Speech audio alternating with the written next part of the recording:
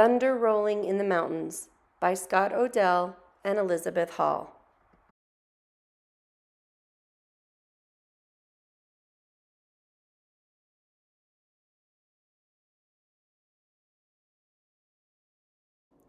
Chapter 1.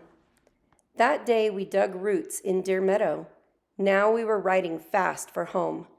There were 7 of us on good horses. I rode in the lead, pulling a travois filled with cow's roots. We were on a trail of fallen trees and rock slides, but a storm was coming and it was the shorter way to our village.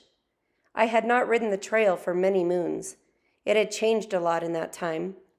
We came upon row after row of fallen trees too jumbled for the travois, and I was forced to go around them. We came to a treeless spur on the mountain.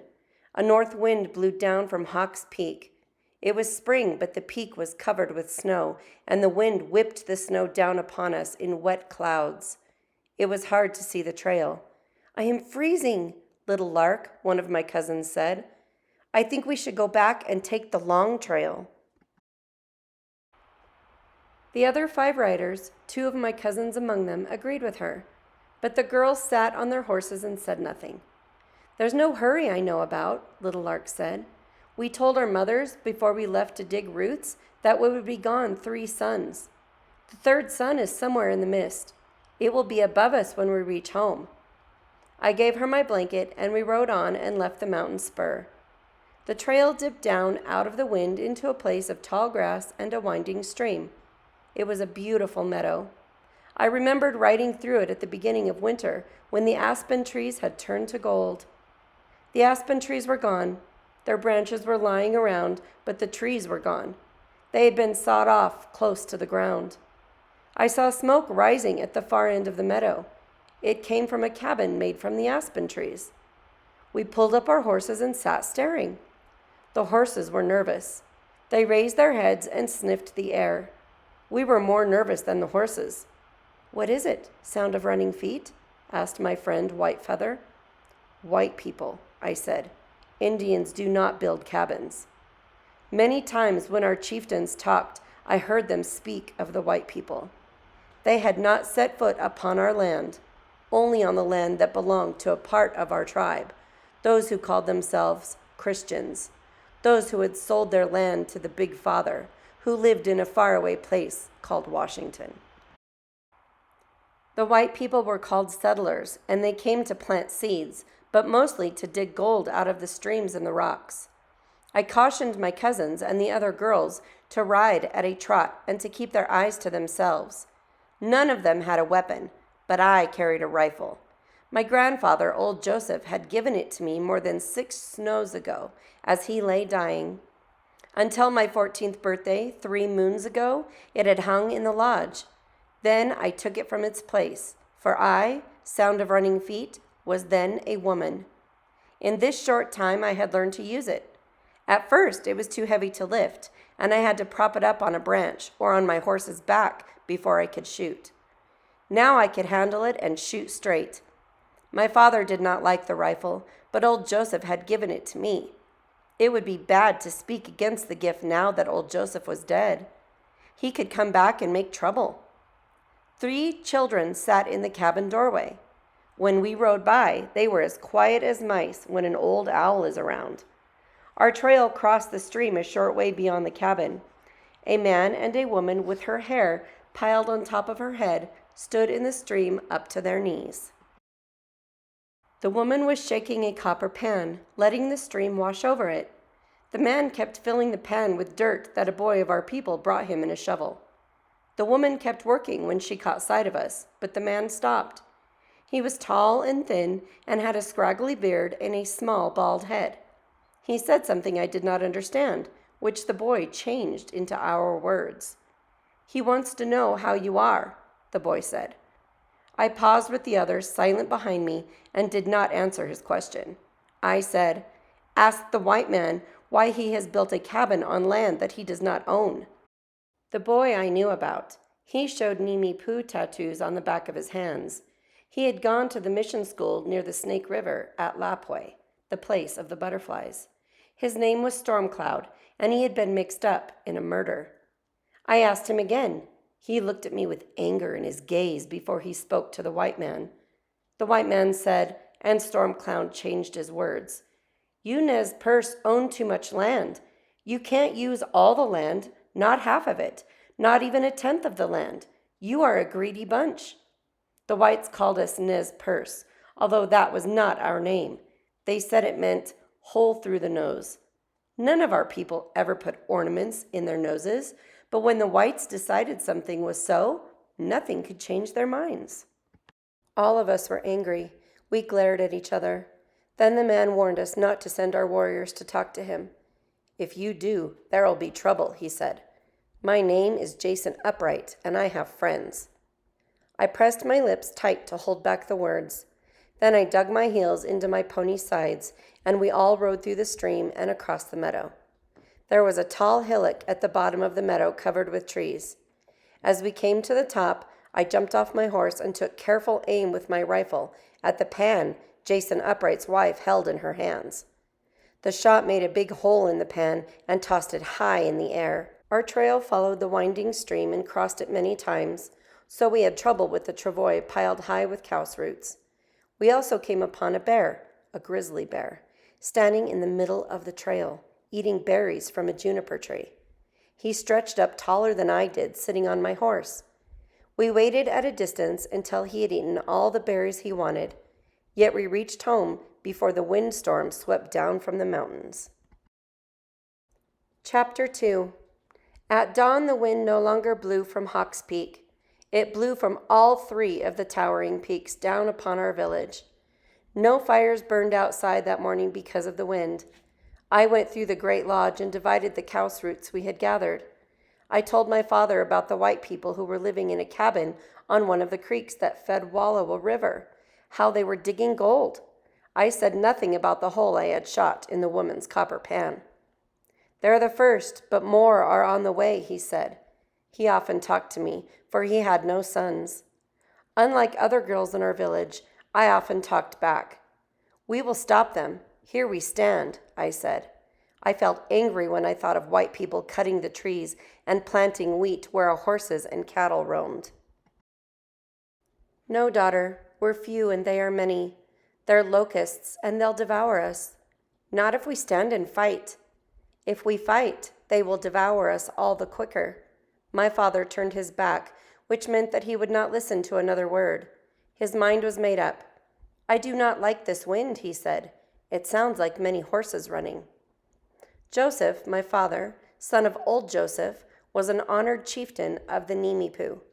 He was their chieftain because he could see far away into the land of the suns and moons that had not yet risen, at the snowflakes before they fell, the small green worm deep in the ruddy apple, the thought before it is spoken. He was a kind, gentle man, for me too kind, with the whites. He was not a warrior. On the backs of the running horses are soldiers, he said. Their leader is Howard. The man who has only one arm? I asked. My father nodded.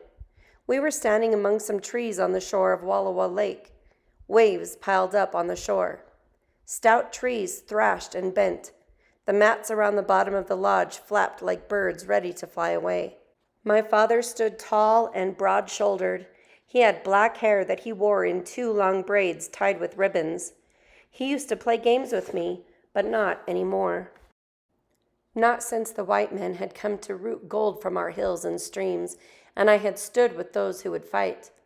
Why does the white leader return? I asked. You answered him once. You spoke plain words to him. He returns because he does not believe what I told him. Now you'll tell him again? This time he rides with soldiers. But still you will tell him? My father did not answer. His silence made me afraid that at last he would weaken and give in to the soldiers. A single horse ran swiftly toward us. On its back was Tuhulhulsote, an honored priest of the dreamers and leader of the rovers from the Seven Devils country. He was in Wallowa to speak with my father about the soldiers. They come, he called. The one-armed general leads them. I know, my father said. I hear their horses. The sun was dying as we stood beside the lake. In the last of its light, a band of soldiers rode out of the woods. They came fast through our village. Out in front rode General Howard, the man who had one arm and wore silver stars on his jacket. He pulled up in front of us, and a soldier came out and stood beside my father to help the two men talk together. As I rode through your village, the general said, I looked but saw not one sign that you planned to heed my order and move your people from Wallowa. My father answered him in a gentle voice. We have decided not to move to Lapwai, this other place. It is small and far away. It has little grass to feed our many horses. You have 1,000 horses, Chief Joseph, General Howard said. You have thousands of horses. You have more horses than you can ever use or sell. My father said, I have been to Lapwai to look. There are Indians living in Lapwai already. I saw 3 lodges and many teepees. I will move them, the one-armed general said. Everyone will be moved, and there will be much room in Lapwai. That is not good, to drive people from their homes, my father said. A furious gust of wind bore down upon us. The general's beard blew straight out. The two men stood and stared at each other. In a tangle of trees behind them, 3 men, 2 of them in red jackets, were watching. They had ridden up silently. I knew all of them. The redcoats were warriors who had sworn to fight General Howard and his soldiers to the death. Their leader was Wali'itz. He hated the whites because his father was murdered by a white man who had never been punished for the crime. Red Moccasin Tops, his cousin, hated the whites for the same reason. They lived for the day they would take revenge. They wore their red jackets as a warning sign to the whites of the revenge that would come. To one side among the trees stood a tall young man, his hair piled on top of his head, and a leather band painted with flying birds tied tightly around his forehead. Swan Necklace was cousin to both redcoats, but was there, I knew, only to guard their horses. He didn't hate the soldiers or the white settlers or anyone else, not even his own father, who called him an idler and sometimes knocked him down with a sharp cuff on the ear. He would get to his feet again, brush the dirt from his jacket, and smile. The last time his father, Old 2 Moons, gave him a thrashing, I was watching. It was 3 suns ago, early in the morning. Swan Necklace had been away all night in the mountains. He went to the mountains to gather baskets of earth, all colors of earth, yellows and reds and blues. He mixed the colors with something that looked like water, but was really a secret of his own, and painted pictures of the sun and moon, of birds and deer and buffalo. He painted the pictures on dresses and jackets, on mats and skins if the owners wanted them. The paint never rubbed off or faded.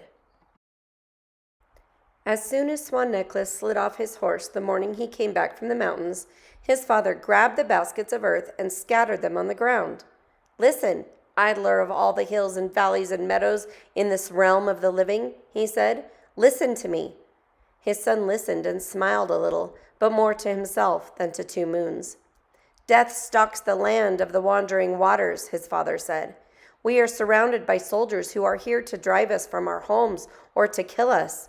Our young warriors, you know them all, many are your relatives, have armed themselves and stand ready to face the soldiers, to die.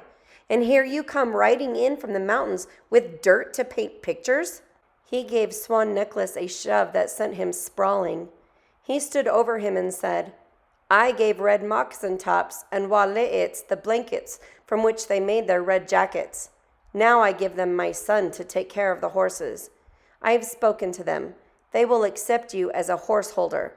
Go now to talk about horses. Swan Necklace got to his feet, but he hung back and did not leave us. His father said, You have no choice. Go, or I'll banish you from the clan. You will be a wanderer for the rest of your life, no longer a Nimipu. Swan Necklace glanced at me. We had grown up together. I had loved him for a long time, for as many moons as there are stars. I put a hand over my heart and gave him the secret sign of love. Without a word, he went off to talk to the redcoats. Chapter 3.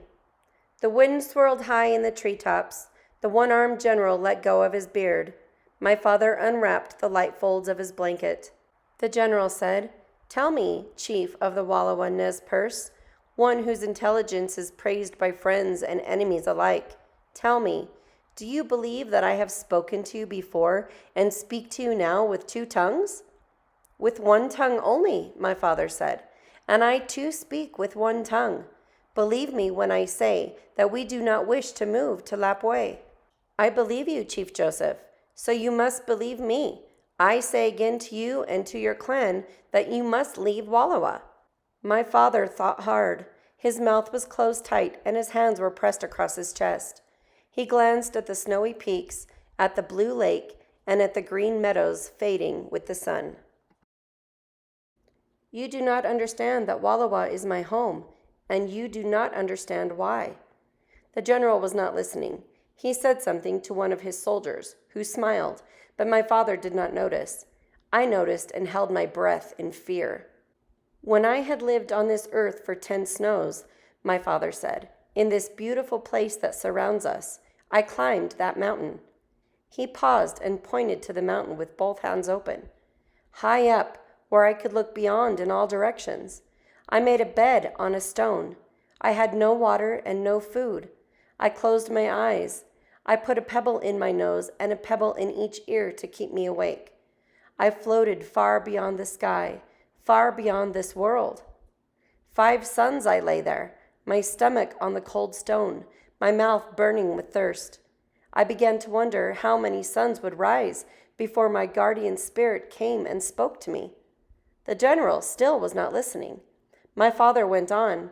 He was talking more to himself than to the general. "I wondered if my guardian spirit would come, if he would leave me nameless and alone because I was unworthy of being a man. Then, without a sound, out of a quiet night, he came. I could not see him. Whether he was young or old, I cannot say, but clearly I heard him speak a name. I climbed down from the snow mountain. Other young men, my friends, had also gone to the sacred place and were given names. We chanted our names until the moon went down and the sun came up. I have many names, but Thunder Rolling in the Mountains is the name that binds me forever to this land of the wandering waters." "I am tired of talk," the general said. "I have heard enough talk. You and your people will leave Wallowa before 30 suns come and go." Tuhuhulsote was walking up and down, staring out from the folds of his blanket. He was a huge man with a fierce eye and a rumbling voice. "Who are you to tell us what we must do?" he said to the general. "You did not make these mountains. The spirit chief made the mountains. He made the streams and meadows, the trees, the grass, the beasts that eat the grass, and the birds that weave it into nests. The spirit chief made everything. Who is this man that will tell us to leave our home, our mother, and go to a place that does not belong to us?" "I am that man," the general said. My father moved between them. I am sure he feared that the hot words would end in a bad fight. Once, when the general first came to Lapwai, he fought with Tuhuhulsote, put chains on him, and locked him up in a soldier's jail. "I can't move my people to Lapwai now," my father said. "The Snake River is flooding. We would need to cross from one shore to the other through torrents of water. Many of my people are women, children, and the old. I have thousands of cattle. Half of them would be swept away."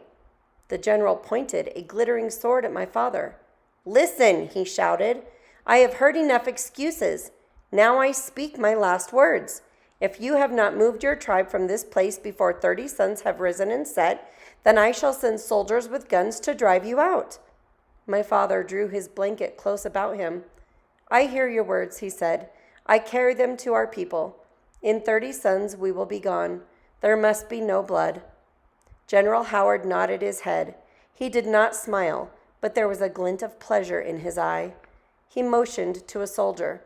The soldier blew a trumpet, and the band galloped off.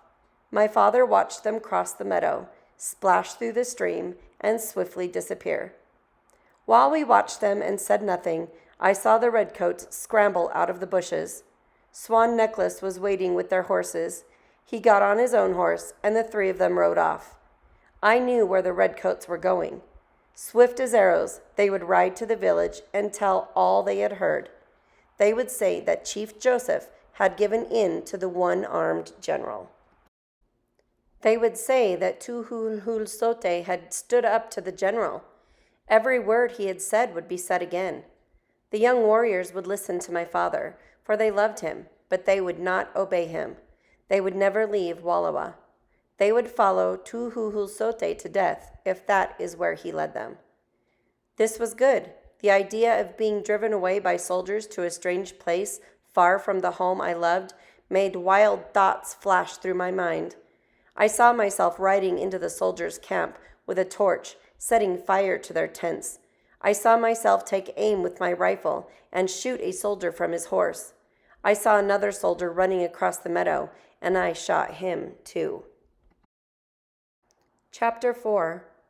Fire burned in front of the council lodge. Our people were gathered around it, talking together. As we rode up, a deep silence fell upon the clan. Most of them would obey Joseph, their chieftain. All but the young warriors would follow him faithfully, no matter where he led them. He stayed on his horse. "Listen to me with your hearts," he said to them, raising his voice against the wind. "You have heard the sad news. You know we must leave our home. Some among us, the young warriors, will say to you, 'Do not leave. Do not flee like old women. Fight. We shall live here in peace.'" Everyone moved closer to him. "Now," he said, "many soldiers camp on our lake, as many as we have warriors, and they all carry guns. At Fort Lapwai, hundreds of them wait. To the east and to the west, more soldiers are waiting, many more. To escape them would be dodging hail in a hailstorm." The people pressed closer to my father. They were terribly quiet. They felt the truth of his words, like heavy stones falling upon them. From somewhere in the trees, Wale'itz called out. Sitting Bull, the great Sioux chieftain, did not run. He fought Custer. He killed all of his soldiers. "But where is Sitting Bull now?" Chief Joseph asked. There was no answer from Wale'itz. "He's far away," said my father, "hiding in Canada, the old lady's country." "It would have been best had he stood and fought," said Two Moons. He stumped up and down, swinging his cudgel. "There would not be so many white soldiers." "But there are too many white soldiers. So many we must go," my father said. Alakot, my uncle, and the best of the warriors nodded. "You speak the truth," he said. He picked up a cherrywood bow. "This bow looks strong," he said, "but it cannot stand against someone stronger." With a quick movement of his massive hands, he snapped the bow in two. My father held up his hand. "In 10 suns we leave Wallowa. Make bundles of all you value. We will not return, not for a long time.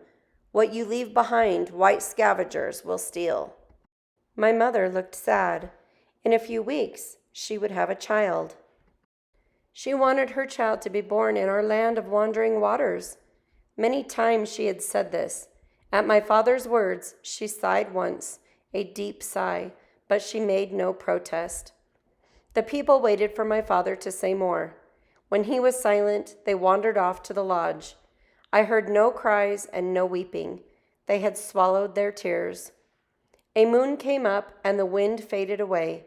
It was a time for love songs, but there were no sweet songs, only the beat of drums. Before I went to bed, I talked to Swan Necklace. The redcoats had gone, and he was guarding their horses in front of his father's lodge. "You have heard Chief Joseph speak?" I said. "Where do you stand?" "I go with red moccasin tops and Wale'itz," he said bravely. "You guard their horses, but where are your weapons?" "It is important to guard their horses, and I have a knife." "But you do not carry it. It is hidden in the lodge. Why is it not in your belt?" "I forget to put it in my belt. It's dangerous to ride around without a weapon." "You're no longer a painter of pictures. You're a fighter against those who want to kill you." "I don't feel like a fighter." "You will when someone shoots at you." "Do you believe that the great chieftain high above will protect me when someone shoots?" "You must think so. Then you'll be brave." He got up and put his paints away. He was painting a blanket for our wedding. Everything had been done for our wedding, or almost everything. First 2 moons and his wives had come to talk to my mother and father. They brought many presents: horses, blankets, wooden spoons, an iron kettle. They asked Chief Joseph and Springtime whether I wished to marry their son. My mother came outside where I was hiding, listening under a bush, and asked me if I wanted to marry Swan Necklace. Yes, I said. Do you love him? Since longer than I can remember, I said. There was more to do before the wedding could take place. Chief Joseph and Springtime had to give presents to 2 Moons and his wives, and Swan Necklace had to finish my buffalo blanket. I asked Swan Necklace about the blanket. I talked to my father last night. He was angry that I even thought about a wedding. He said that there was a war to be fought. He said young husbands make poor warriors. That means we can't be married until the war is over. Not until the one-armed general and his soldiers are driven from Wallowa, my father said. Wait, I said. I went to the lodge and brought back my rifle and a pouch of bullets. Swan Necklace stared at the rifle as if it were a snake. I don't know how to shoot, he said. Red moccasin tops will teach you, I said. He will show you how to lie flat on the ground behind a rock, how to lie flat and shoot and push the rock ahead of you, how to ride low to one side of your horse so you can't be seen by your enemy and shoot under the horse's neck. The booming voice of 2 Moons called his name. Before he could move, I put the rifle in his hands and slung the pouch of bullets over his shoulder. We were on the banks of a mountain ravine. Snow water from many streams poured into the Snake at this place. It came roaring down in a yellow flood. Waves reared up and heavy mist filled the air. Here, Aloud took command. He was very tall and had his hair cut in a roach that stuck up and made him look like a giant. He put a guard on the herds at night and circled them himself. Soldiers camped above us on the side of the riverbank and built fires. They watched to see that we had crossed the river. They did not offer to help us. My father said, if General Howard had let us wait until late summer when the water is low, then we could cross safely. Now we must struggle, lose cattle and horses and risk our lives, Aloud said. They brought us here to drown. They planned to get rid of us forever. Ferocious Bear, a shaggy warrior from the 7 Devils country, spoke up. We should not move from this shore, he said. The soldiers wait there on the mountain to see us swept away. Let us stay and kill them. Kill 1 and 10 will take his place, Chief Joseph said. Tuhuhu Sote sat on the spotted pony, gazing at the river while the other chiefs talked. His restless pony pawed the ground. When they fell silent, Tuhuhu Sote gathered air in his huge chest and shouted. He spoke to the one-armed general wherever he was. Our great spirit chief made the world, he said. He put me here on this piece of the earth. This earth is my mother. You tell me to live like the white man and plow the land? Shall I take a knife and tear my mother's bosom? You tell me to cut the grass and make hay, but dare I cut off my mother's hair? The spirit chief gave no man the right to tell another man where he must live and where he must die. His voice trailed off. The leader of the white soldiers did not hear him. My father and Chief Aloud, his brother, did not hear him. They did not listen to him, nor did Talk Elk and Ferocious Bear. The decision had been made to cross the river. Now we build rafts for the crossing, my father said, and boats. Gather our herds, Aloud said. More than 200 cows have been driven off by the whites since we came to the river, and half that many horses. We'll lose many more before the sun rises again. We go at dawn, Chief Joseph said. Tuhuhu Sote's eyes flashed, but he said nothing more. That night we built fires and by their light made rafts and boats for the crossing of the Snake. Men cut alder trees and bound them together with leather thongs. The rafts were strong but hard to handle. The women made bull boats from willow frames and buffalo hides stretched tight. Bull boats look like melons cut in half. They swirl round and bob like corks, yet they are safe in the rushing water. As the sun came up, our 5 bands gathered at the riverbank. In my father's band from Wallowa, the land of the wandering waters, There were 62 warriors and 300 women, children, and old people. The warriors were naked except for breech clothes. Their bodies were covered with thick bear grease to keep out the cold, and they wore red feathers in their braided hair. Chief Whitebird, who was very old, brought a band that was next in size to my father's band. It had 51 warriors and 255 women, children, and old people. They came from Whitebird Canyon, beyond the river. Chief Looking Glass was there. He was a great warrior, not as tall as my father. His black braids were streaked with white, and their tips wrapped with brass wire. He wore brass rings in his ears. A round Looking Glass always hung from a rawhide around his neck. Looking Glass brought 40 warriors and 200 women, children, and the old. They had lived peacefully in a small hidden village on the Clearwater River, yet white miners had found them and treated them badly. They had killed their cattle and stolen their horses. The smallest of our bands belonged to quarrelsome Tuhuhulsote. There were fewer than 50 of these Palousas, but their warriors carried good rifles and were at the best buffalo hunters among all the Ninipu. The night was long. Gathered on the bank, we waited for the sun. It came up bright and lit the hills where the soldiers were camped. It took a long time, half the morning, for the sun to find its way down the dark canyon walls. It lay on the river in shimmering sheets that blinded us. We couldn't see the river because of the fierce light, so the chiefs decided to make the crossing late in the day.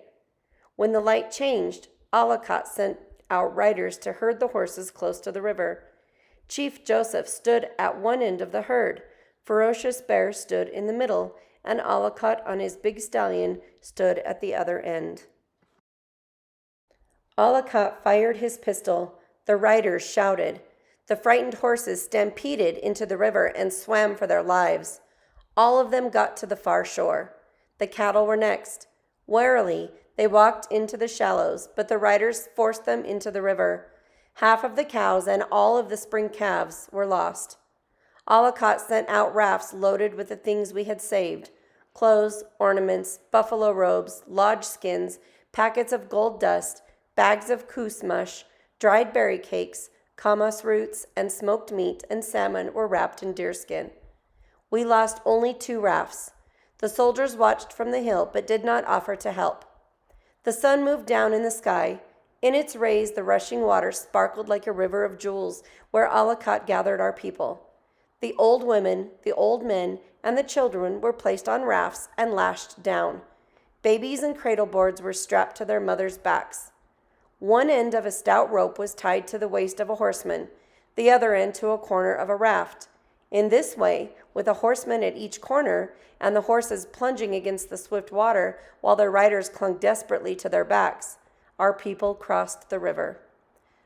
3 of us were left to go: Chief Joseph, my mother, and myself. One star shone above us. The dark river turned to silver. I had made a bed of buffalo skin for my mother. It was warm, but she complained of the cold. She got up and wrapped a robe around herself and went down to the river. Fires were burning on the far shore. "It is time to go," my father said. Springtime did not answer. She lay down again and pulled the robe over her head. My father got out the last of the bull boats, and I made a bed for my mother in its bottom. He picked her up to put her in the boat, but she slipped from his grasp and went along the bank to a big rock that jutted over the river. "This is no time for play," Chief Joseph said. "I am not playing," Springtime said. "I will have my child here before we cross the river. This is my home. This is Wallowa. Over there, where the soldiers watch and fires burn, is not our country." "It will be our country soon," my father said. "It is better that our child be born where his home will be." He edged toward her and talked softly. Her back was against a rocky ledge that hung over the river. He moved closer, talking softly, ready to take her in his arms. The ledge was slippery with spray, and she was heavy, but before he could grasp her, she clawed onto the ledge, out of his reach. She sat above the torrent, looking down at him. Her hair was wild with spray. I think that if he had tried to follow my mother, she would have thrown herself into the river. If she had, I would have followed her. How long do you sit? Chief Joseph said. He was not pleased. He was not used to being defied, not by his wife. Already you shiver with cold. You will be sick. The child will be sick. How long does this madness last? Until the child is born, my mother said. After we cross the river, Chief Joseph said, it is yet a march before we come to Lapway, our new home. In my heart, she said, this is my home, not over there on the far side of the river. And in my heart also, I said to her. I said this under my breath, but Chief Joseph heard it. He walked away, gazed for a while at the raging river, then came back. He asked me to build up the fire. In a gentle voice, he spoke to Springtime, and she came down from the ledge. As the sky grew light in the east, her child was born. At dawn, we got into the bullboat, and horsemen guided us to the far side. Chapter 6. Now we were on the far side of the Snake, and Chief Joseph took command of our people. We climbed out of the dark canyon to an aspen grove, where the herds were allowed to graze. Then we set off toward La Poille, our new home. We went to the Salmon River and crossed it safely, because we had crossed the mighty Snake already. At Rocky Canyon, we camped beside a pond surrounded by aspen trees.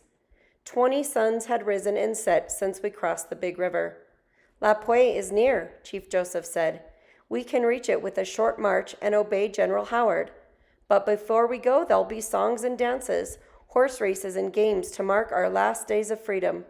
Everyone agreed with him, especially the young warriors. The feast days were loud with the hooves of racing horses, the nights with a throb of drums and the soft cries of flageolets. On the last day before we left, there was a parade of all our clans. The horses wore beaded harnesses and their finest saddles. Colored streamers fluttered from their manes and tails. I didn't go to the parade. Bending Willow, my new babysitter, was sick, and I stayed to help Springtime take care of her. I had built a fire to make a kettle of coos mush. Night shadows lay on the meadow where we were camped when Swan Necklace rode up to the fire. Braids of his long hair hung wild around his face. He opened his mouth, but couldn't speak. What has happened to make your tongue go to sleep in your mouth? I asked him. War, he stammered. War! He wanted a drink of water, and I brought it. War? What war? With the white soldiers. Wali'its started a war. What do you mean? How can one boy start a war? Wali'its was riding fast through the camp, having fun with red moccasin tops, Swan Necklace said. By accident, his horse stepped on some coos roots that belonged to Sour Tongue, who never has a good word for anybody. The old man shouted at him. See what you do? Playing like a brave, you ride over my woman's hard-worked food. If you are so brave, why do you not kill the white man who killed your father? Or are you happy just riding your dead father's horse like a child? The old man spoke the truth, I said. That's what Wali'its has done, riding around like a child. He rides no more, Swan Necklace said. Not after the insult. Crazy. He jumped down from his horse and was about to kill the old man. Ferocious Bear took his knife away and threw him to the ground. Listen, you saw all this, or someone told you? They made up a story and told you. I was there. I saw it. I saw Wali'its lying on the ground, crying. Suddenly, he jumped up and rode off and came back with his rifle. Then I heard him scream, Watch! You'll see I am not a child playing warrior. You will be sorry for your words. He fired once in the air, then galloped away. Wali'its rode off alone? I said. Not alone. Red Moccasin Tops and I rode after him. We caught up with him at the shack where Larry Ott lived. The door was locked. We broke it down, but Larry Ott was not inside. Then we went to Richard Devine's place. He's the one who set his wild dogs on any of our people who walked by his house. He once murdered a Nimipu who was crippled and could not walk. He will kill no more of us. We surprised him. Never had one of the people entered his house. Wali'its shot Devine with his own gun. You helped him do the killing? No, not Devine. I was outside, holding the horses. But together we killed another white man who had whipped some of our people with a whip that had an iron tip. And we would have shot the bootlegger Sam Benedict if his bride hadn't begged us to spare him. Swan Necklace was suddenly calm. I need more bullets, he said. I had a pouchful hidden away under the bed in my father's teepee. Give me all you have, Swan Necklace said. There will be much fighting. Don't do any more shooting until Chief Joseph comes back, I said. He's gone off to hunt with his brother. He'll be back today. You don't know when he comes back. Things won't wait. Those who need killing will get on their horses and get out of the country, like the white man, Ott, who killed Eagle Robe. He drank half of the water I brought him and held out the rest for me. Drink, he said. You look pale as a fish belly. I drank the water. Swan Necklace had changed. He was fierce for war. If I'd had a guardian spirit, I'd have thanked it on my knees. Bullets, said Swan Necklace. Beyond the lake, I caught a glimpse of my father and Aloud in their black eagle blankets, riding slowly toward our camp. Swan Necklace saw them too. Hurry, he shouted. My friends are waiting. They're also out of bullets. We have powder, but we need bullets. My father and Aloud rode at a gallop. They had heard the news of the killing from someone. Hurry, Swan Necklace shouted again. I ran fast to the teepee, took the bullets from their hiding place, and hung them on his shoulder. They weighed him down. Chief Joseph and Aloud came out of the trees and up the trail. They galloped to where we stood. They looked grim. We have heard that you have killed white men, Aloud said to Swan Necklace. We did, he answered. We killed 2. Killing I feared, Chief Joseph said. It's what I have fought against since the beginning. It's war, Aloud said. A war we cannot win, my father said. He pointed a finger at Swan Necklace. Remember this, young warrior. None of the soldiers will be scalped, not one. Remember this yourself, and tell what I say to your friends. Swan Necklace tried not to flinch. He was standing beside the 2 most powerful men in the tribe. His carbine was stuffed under one shoulder. He looked like a soldier, but I think he wanted to run. Warriors had gathered at the lake and built a fire. 2 moons rode among them, leading the roan horse that had belonged to one of the white men. He called to his son. He held a red jacket above his head. Swan Necklace rode to his father's side. He took the jacket and put it on. Then he shook his rifle. A cheer went up. It is time to fight, said 2 Moons. We will be children no more. We will never go to Lapway. Ferocious Bear said through closed teeth. Let the soldiers know we will kill them all. Women began to take down the teepees. Our camp was unprotected, and the soldiers would soon be upon us. No, shouted Joseph. Let us stay here until the army comes. We will make some kind of peace with them. But no one listened.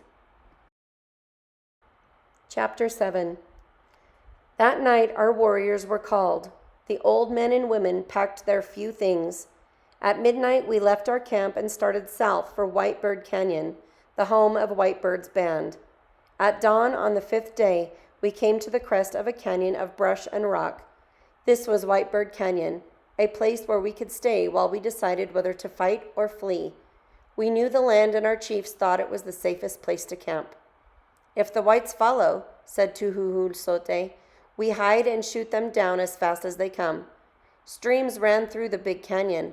Water trickled against stone walls. Beyond us on the cliff, we posted a warrior to watch for the soldiers. All that day and all that night we waited. My father did not sleep. At the first gray light, a scout rode into our camp. Soldiers coming close, he called. Many soldiers. My father rose swiftly. He spoke with the other chiefs. We must not shoot first, he said. Maybe they come with good hearts. Aloud agreed. The chiefs sent out a truce party. 5 warriors rode to meet the soldiers. One of them carried a white flag to say that we did not wish war. The other young men waited on their horses, hidden behind the buttes. From our camp we heard a bugle. Then a rifle spoke. The lone shot echoed against the stone walls. There was a long silence, then the sound of guns. A warrior rode into a streak of daylight on the crest of the canyon. He waved his bow above his head. War, he shouted. The soldiers fired on our white flag. Here we stand, Aloud shouted.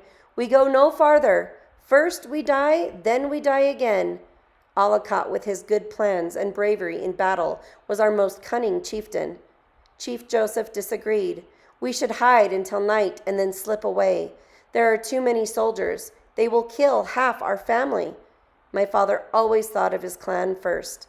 There were not many of us. Aloud divided the warriors and sent them along the hillside. I watched them go, dodging behind the huge stones. I watched Swan Necklace. He rode with the other redcoats, no longer afraid to fight. My heart beat proudly. I wanted to ride with him. Instead, I took a group of children into a sheltered place beside the creek where we could play games and forget the bullets flying on the other side of the butte. We held contests to see which ones could hold their breath longest. I smoothed off a flat rock, and some of the boys spun tops, making them dance across its surface. Red Owl, Alucat's son, started a game of wolf. He pretended to be a wolf, and the other children pretended to be calves who had strayed from their mothers. He crept behind the bushes along one side of our sheltered place. The other children pretended to be grazing while they waited for his attack. But Red Owl did not burst out of the bushes to frighten the others. Time passed. I moved quietly to the bushes and looked over them. There was no one to be seen. Red Owl was gone. I put one of the older girls in charge of the little ones and began to look for him. I knew he had left to watch the battle. Red Owl had seen only 7 snows, but he itched to be with the warriors. I climbed the butte. Lying on my stomach, I looked across the battlefield. Horses were running in every direction. I saw one horse, its saddle stained with blood, dragging a bluecoat, whose foot was caught in the stirrup. Crossing a low ridge in the distance was Red Owl. 5 horse lengths in front of him lay a dead bluecoat. Beside his outstretched hand was a shining bugle. I called Red Owl, but he did not stop. He wanted the bugle for his own. As he reached it, our warriors mounted a charge. They rode past the bugler, and Red Owl was lost from view. Heedless of gunfire, I flew down the butte. When I reached Red Owl, I dropped to the ground beside him. He had taken cover behind the bugler's body. He was afraid to move. So many bullets struck around us that my eyes smarted from the dust.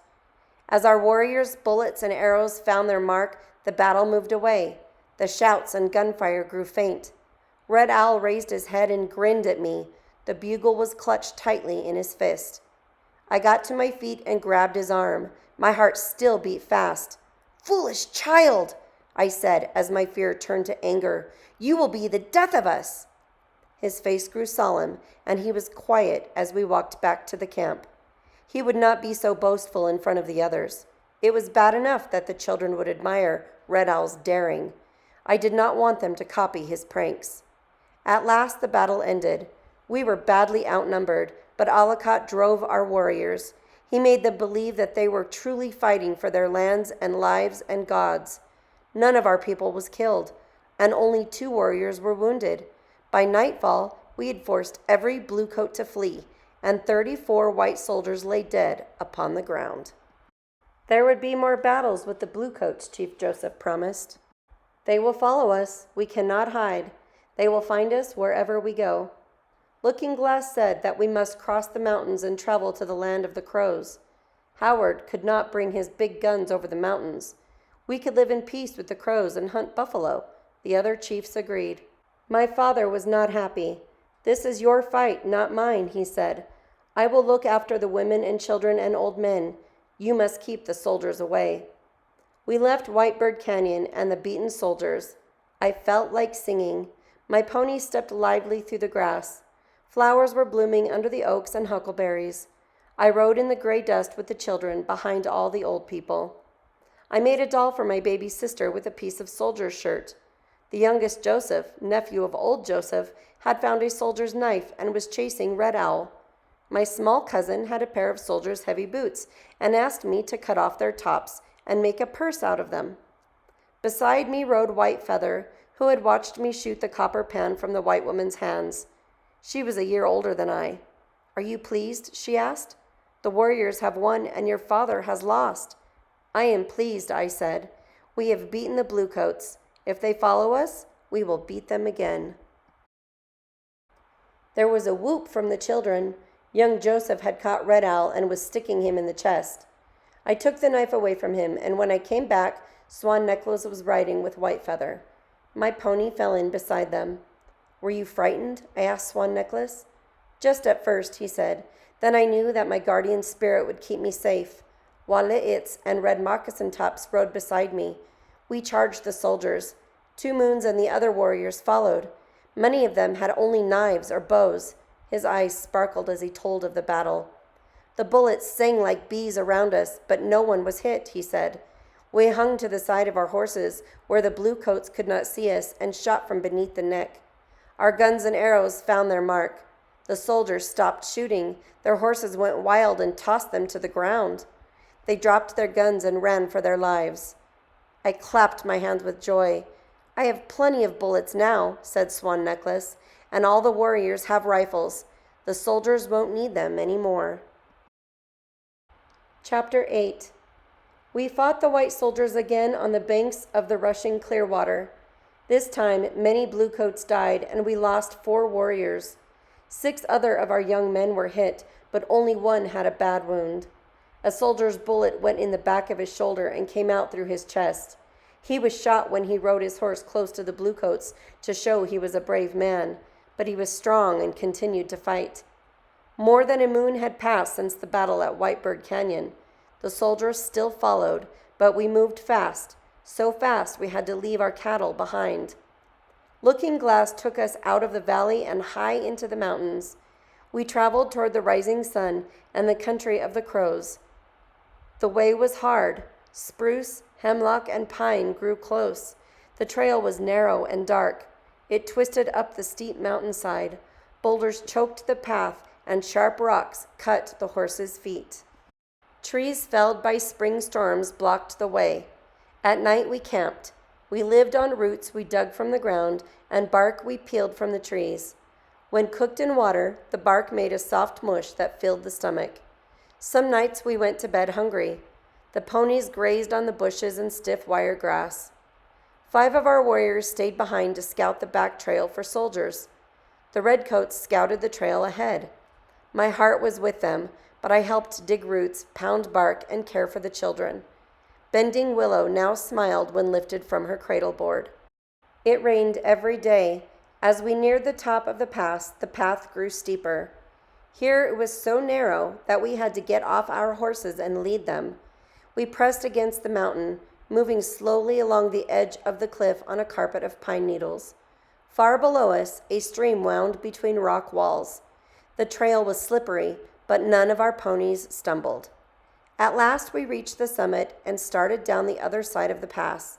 The rain stopped and the sun came out. We reached a place beside a creek where hot springs came out of the ground. Steam rose from the rocks. Where the water boiled out, it was so hot you could not keep your finger in it. We bathed in shallow pools below the rocks where the water was not so hot. We stayed in the water until we could no longer bear its heat. Then we ran to the creek and plunged into the cold current.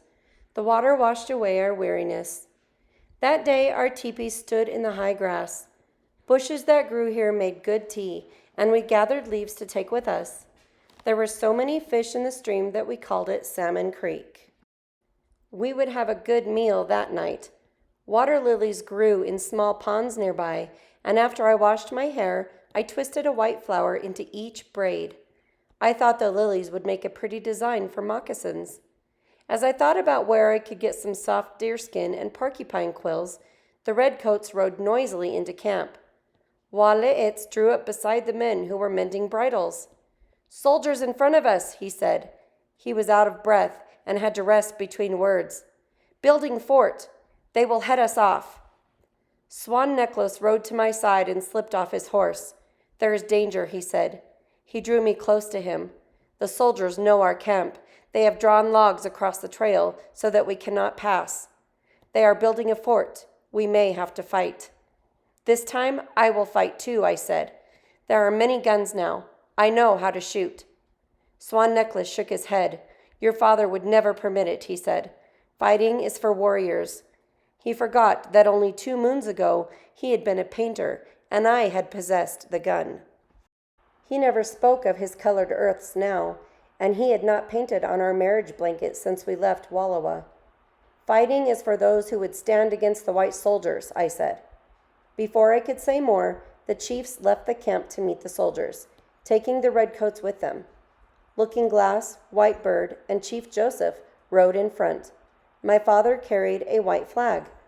Swan Necklace, Red Moccasin Tops, and Waleits followed behind in case the Bluecoats opened fire. It was dark when the peace party returned. The people crowded about them. They heard how our chiefs had stepped off their ponies and walked up to the barricade with empty hands, leaving their guns on their saddles. The soldiers were surprised at their courage, and no one shot at them. We told the chief of the Bluecoats that we had only friendship for the people of Montana, said Looking Glass. The firelight flickered on his strong face. Our quarrel is with the soldiers in Idaho. The white captain shook our hands, but told us we must lay down our guns and give up our horses. The warriors began to mutter. I will never give up my gun, shouted Two Moons. He sat on his war horse, looking ready for battle. Never, said Tuhuhusote. He struck the earth with his war club. We did not want this war, but we will not let the Bluecoats take our rifles and horses. I agree, said my father. We could not do that, but their leader promised no one will attack us if we keep the peace. I advise that we go without talking more. There is a way, said Looking Glass. Once we get past the soldiers, we are free to go into the valley. Before the sun rises, we will be gone. We ate quickly, then made ready to leave this peaceful spot. We took the buffalo skins from our teepees, but left the poles behind to lighten the load. Cooking fires were smothered, coals raked, and earth heaped over them.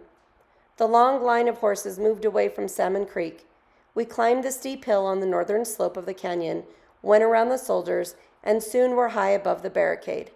Trees screened us, but the Bluecoats saw us past. They did not speak, but we did not shoot either. The war was over. Chapter 9. Without fear, we followed the creek into Bitterroot Valley. Our march slowed. The scouts no longer searched the trail for signs of Bluecoats. We moved through the valley, trading gold dust and horses for supplies. The settlers seemed friendly. The shopkeepers opened their stores and sold us flour and coffee, sugar and tobacco. They sold us heavy cloth to make teepees, for some of our people had left their buffalo robes on the other side of the mountains. We saw no soldiers.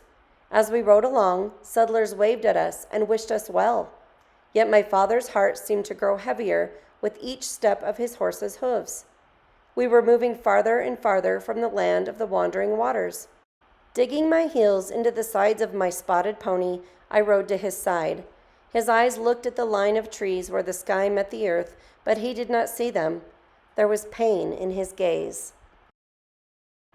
Are we safe, Father? I asked. Safe for now, he answered without turning his head. We have left the war behind us in Montana with our enemies, but we will never see our home again. My heart is sick, and I fear to die in a strange land, far from the bones of my father and mother.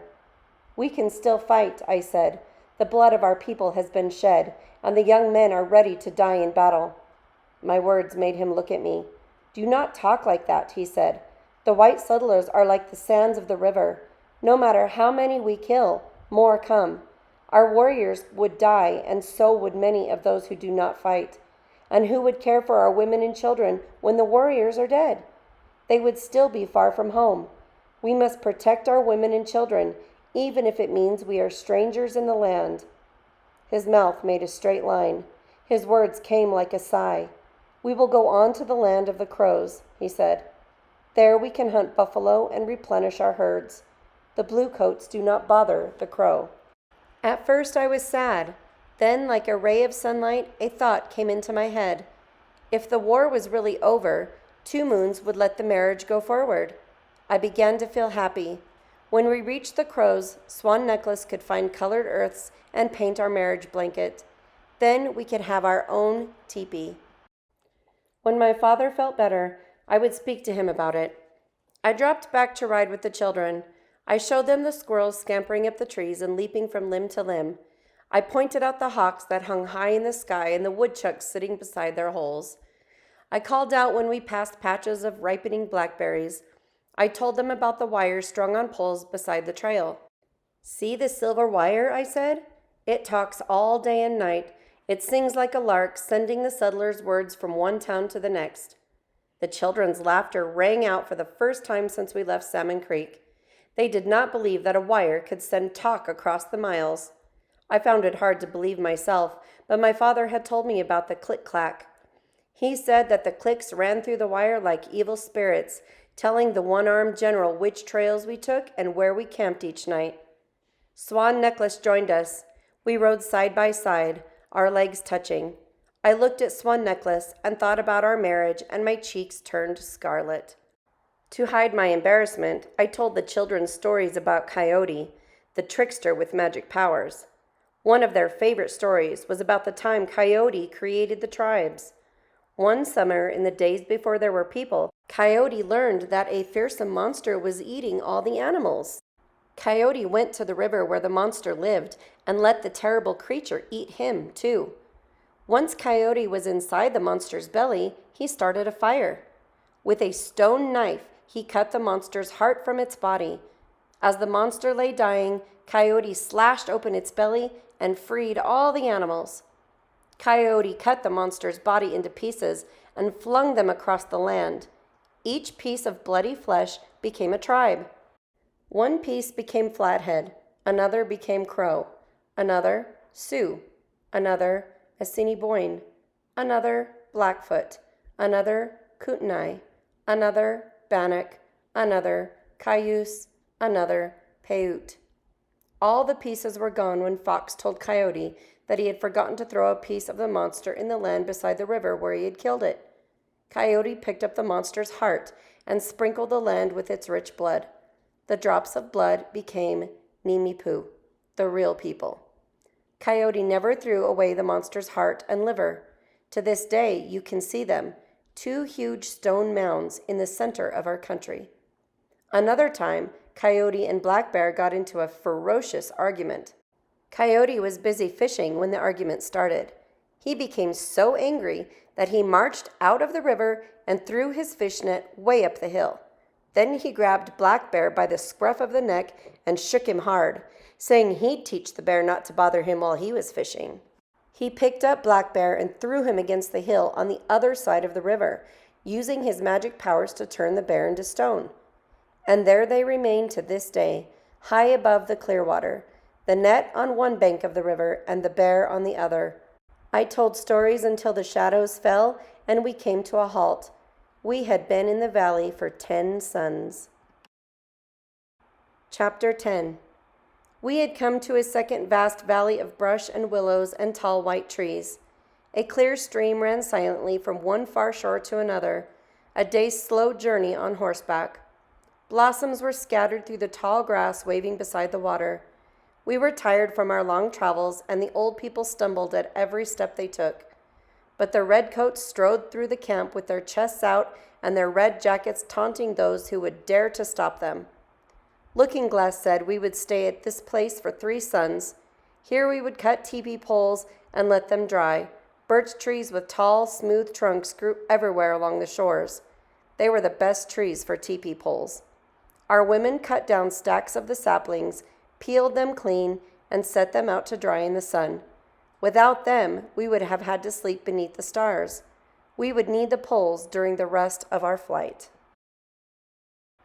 We gathered food to eat along the way. The warriors hunted antelope and black-tailed deer, and the old men caught fish. The women dug roots. No one thought of the white soldiers we had left behind in Montana. No one except Lone Bird, one of our brave warriors. He rode through the camp, telling the chiefs that we must stay on the trail. "I do not trust the bluecoats," he said. "Maybe they are close behind us. Keep going. Move fast. Death may be following on our trail." Waleitz agreed. He told of his dream. "Last night I saw myself killed. I do not turn back from death, but first I will kill some soldiers. My brothers, my sisters, I am telling you, we are all going to die." He offered to take the redcoats and scout back along the trail. Whitebird said that was good, but Looking Glass told Waleitz to hunt antelope instead. "The bluecoats are far away across the mountains," he said. "Our horses are weary and need rest. This is a peaceful place, and here we are safe. Your dream was idle fancy, no more." We forgot Lone Bird's warning and Waleitz's dream. When the hunters came back, It was a happy night. For supper, we ate speckled trout and camas roots, baked in ashes, and the last of the huckleberries we had picked along the way. Swan Necklace polished his boots and put bear grease on his hair. He fairly glistened. He said kind words about my eagle feather and goose quill jacket and the blue beaded band I wore around my forehead. But he was so full of his part in battle that he could talk of little else. I was proud of him. To please him, I said, "You'll be a chieftain after just one more battle with the bluecoats. They'll come sneaking along again in a few days, and I'll kill some more." Children made ugly masks of the dead soldiers with eyes hanging down on their cheeks and pieces of ear cut off. They dug holes and buried the masks deep and laughed and hummed secret songs that they made up. Our ponies and mules were tethered above the stream where they could be watched during the night. Sentries were placed on the crests of the valley, but not enough of them. The camp slept well. In the willows, frogs croaked their night song. A child screamed and dogs barked. A woman who had been wounded at Whitebird moaned. Those were all the sounds I heard before daybreak. The sky was cold gray when I woke from a troubled sleep and crawled out of the teepee.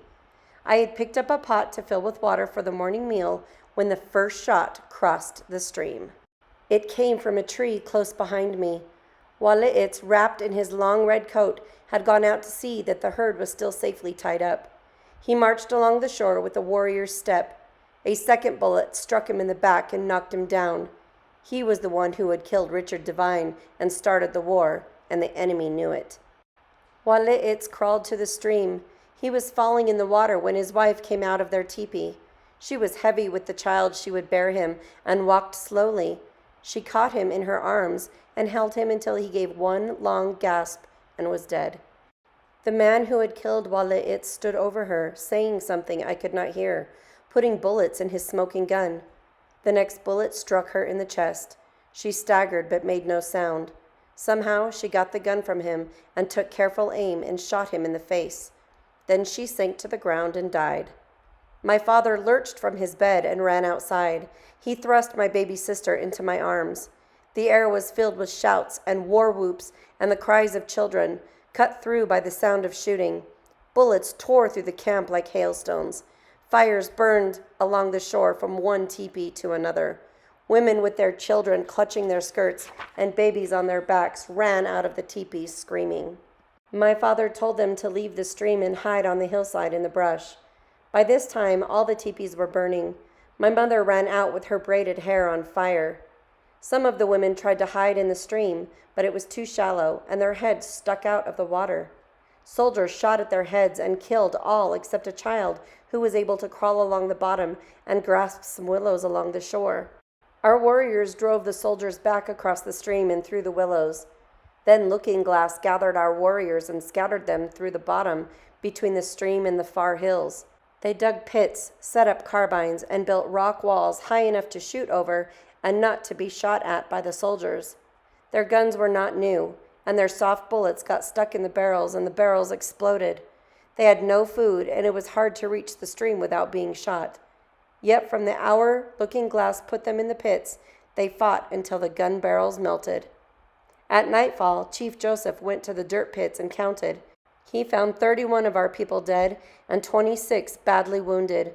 Most of the dead and wounded were women, old men, and children. Some had been shot as they slept, still rolled in their blankets. Some had been clubbed by the soldiers when they charged the camp at dawn. We lost 12 warriors. Red Moccasin Tops was dead, killed by a bullet that struck him in the throat. Of the redcoats, only Swan Necklace lived. My father could not count the enemy soldiers who were slain and wounded in the hills, but our warriors said that the bluecoats lay thick upon the ground. Lean Elk, who had joined us only a few suns before, fought valiantly. He led a group that seized the soldiers' cannon, broke it, and pushed it into the swamp. They captured enough bullets to fight many battles, yet we had taken a loss we dared not suffer another day. Fighting stopped when the night hawks began to fly. Swan Necklace and I held hands and talked about the day we would be married and live once more in the beautiful Wallowa. We watched two girls combing their wet hair. They had spent most of the day in the stream, swimming in the shallows and coming up to breathe. Then I went to help with the wounded. My mother had been hit as she ran for the stream, her hair in flames. We fought for her life all night there by the water. My father held her in his arms, away from the smoldering camp and the starlit sky, to the world beyond. When she died, my father said, "Will this hatred ever end? It sickens my heart. All men were made by the same great spirit chief, yet we shoot one another down like animals." Chapter 11. With sick hearts, we packed in the dark to leave. 4 of our best warriors lay dead. Besides Waleits and Red Moccasin Tops, we had lost Rainbow and 5 wounds. Only a few families were not mourning a lost relative. The blue coats were pinned in rifle pits among the trees and could not see our camp. A dozen of our warriors kept them busy fighting so we could get away. My father was in charge of our escape. He rounded up the horses and we got ready to go. We pulled down the teepees that had not burned and used the poles to make travois for the badly wounded. With my baby sister on my back, I helped put Fairland, Alucot's wife, on a travois. She was near death, but Alucot was still fighting and could not be with her. Those whose wounds were not dangerous we tied onto ponies. I helped Whitefeather onto her horse. She made a face from pain as I boosted her into the saddle. Early in the fighting, a bullet struck her in the shoulder. It knocked her to the ground and made her dizzy. She grabbed at something to pull herself up. It was the boot of a bluecoat. He smashed his rifle butt into her face. The blow split her lip and broke one of her front teeth. Her lip was swollen and she was no longer pretty, but she would live. Before we started off, we buried many of our dead. As we wrapped them in soft buffalo robes, we wailed songs of mourning. The sounds pierced the air as our loss pierced our hearts. With each one, we buried some of that person's prized possessions: a flute, a necklace, bracelets of copper wire, an embroidered headband. When I helped bury my beautiful mother, my tears fell hot on her wrappings. With knives, we dug shallow graves in little ravines along the riverbank. There we placed our dead and pulled earth over them. Chief Joseph led the women, children, old men, and the rest of our warriors away from Big Hole. White Bird, who was too old to fight, rode with us. The other chiefs stayed to fight. We left many buffalo robes and much food. Our things were scattered on the ground. We traveled toward the low rolling hills, then swung south toward the mountains. As we moved away, the sounds of battle grew faint. In the gray dawn, a broad path stretched behind us where our ponies' feet trampled the grass. The travois poles made furrows in the ground. Our warriors would find it easy to follow. The morning mist cleared and the summer sun beat down upon us. Clouds of dust rose around the travois. We stopped often to shade the eyes of our wounded and to wet their parched lips. After a long half-sun, we halted at a little stream shaded by willows.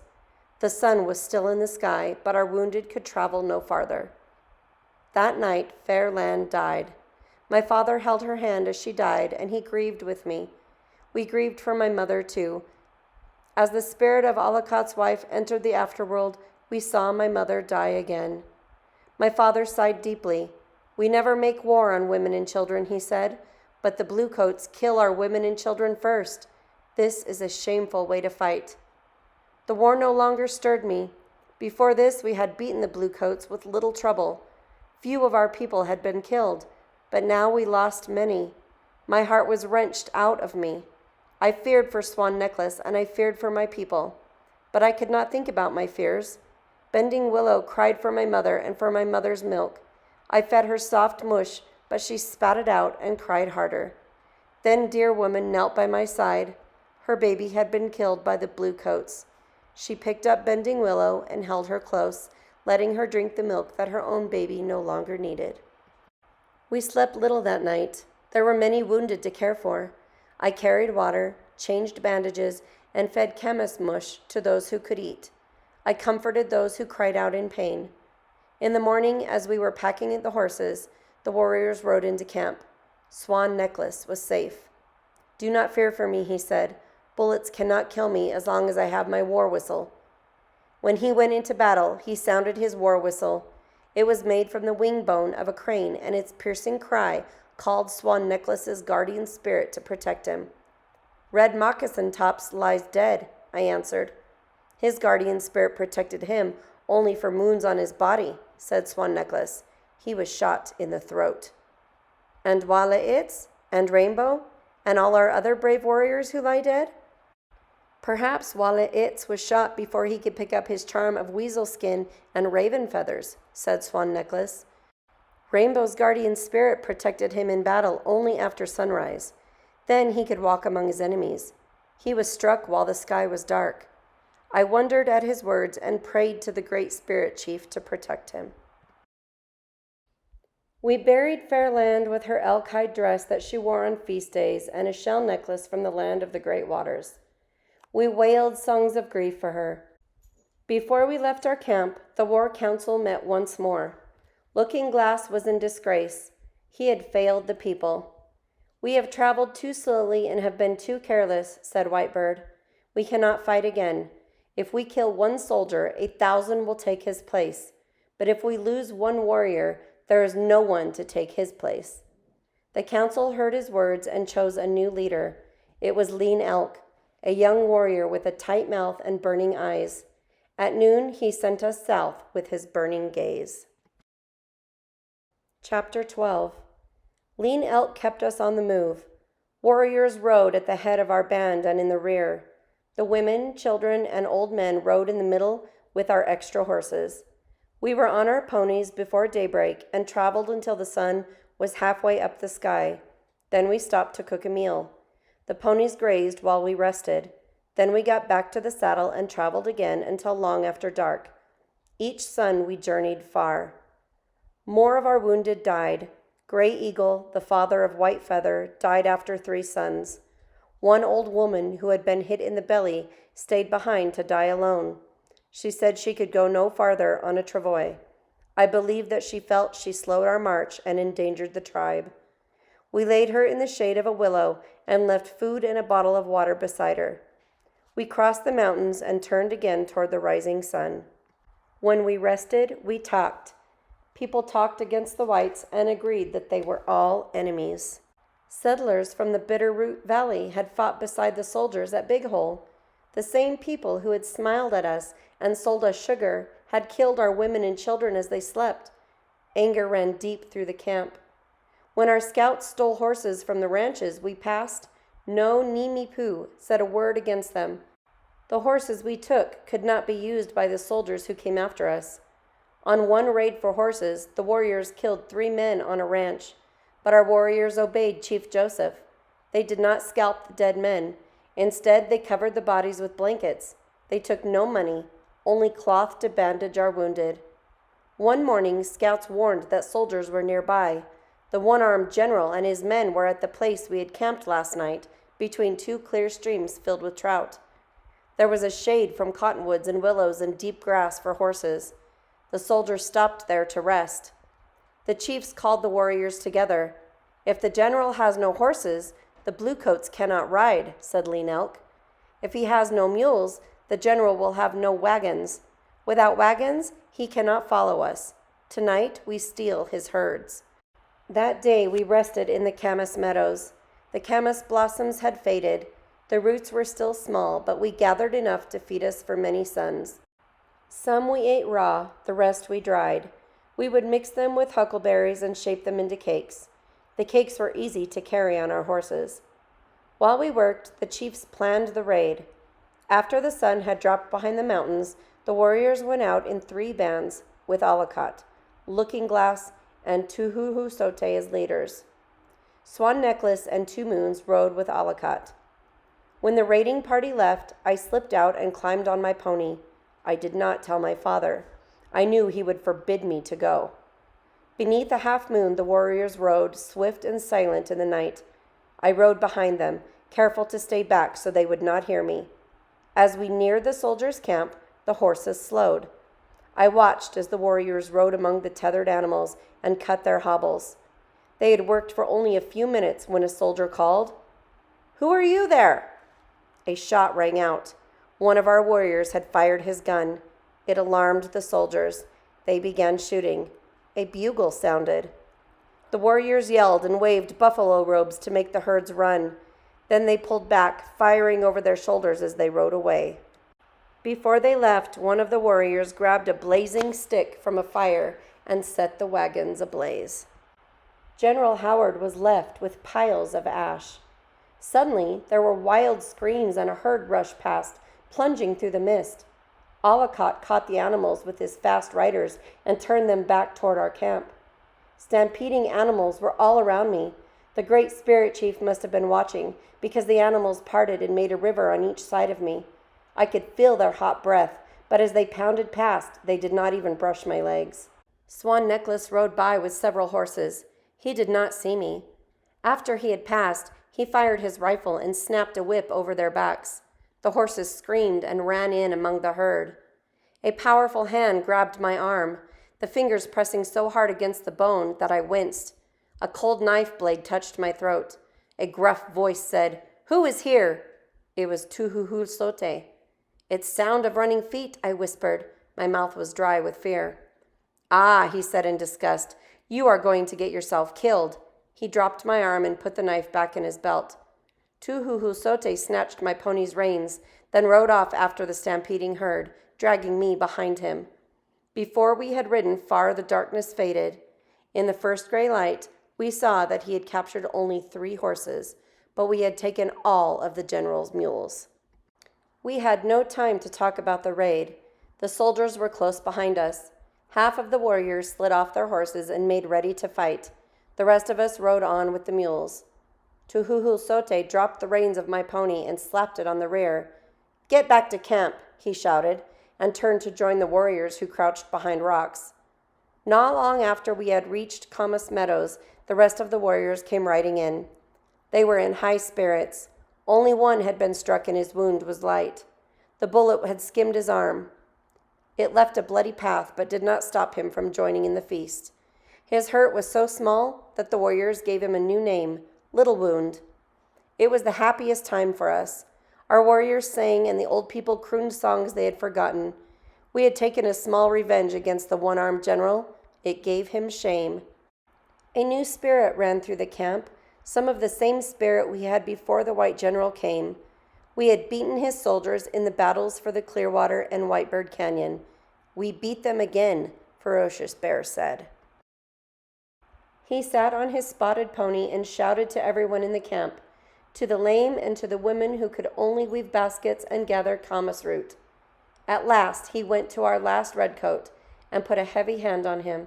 He said nothing, just gave Swan Necklace's arm a powerful squeeze. Chapter 13. We rested for a whole sun after the battle. We knew the soldiers could not follow until they got more mules. Lean Elk was less happy than the rest of the camp. He thought we should have taken the horses too. He called me to his teepee. I combed my hair and braided it with strips of soft otter skin. I scrubbed my face with a wet cloth. I wiped the dirt off my elk hide dress. Then I walked slowly across the camp, my skirt brushing the long grass. I was sure I was in trouble. For a long time, Lean Elk was silent. He looked at me with his burning eyes until I felt no bigger than a chipmunk. "I hear you played a warrior last night," he said. He was not pleased. My words clattered like pebbles. I wanted to see the raid," I said. "And your childish wish cost us a herd of horses," he said. Anger chased away my fear. "I am not the one who fired the rifle," I said. "I went without a weapon. I am not a warrior, but I am not such a child as to warn the soldiers." Lean Elk tried to look stern, but the corners of his mouth would not stay still. He drew a hand across his lips to hide his smile. "So you think you know more about war than our brave warriors?" he said. "No," I said, "but I did not fight. I only watched." "Next time obey your father," he said. "Nimipu women do not fight." "The bluecoats killed my mother. I would fight them if they came again," I said. "I would be as brave as the wife of Walaitz. She fought beside her husband." "She had battle thrust upon her," said Lean Elk. "You sought it out. You got in the way. Tuhuhu Sote nearly killed you. He was very angry. Let us have no more of this playing at warrior. It does not become the future wife of a redcoat." I did not know what to say. I had been in the way until Tuhuhu Sote had nearly cut my throat. I nodded and spoke no more. We left the meadow the next morning in a steady rain.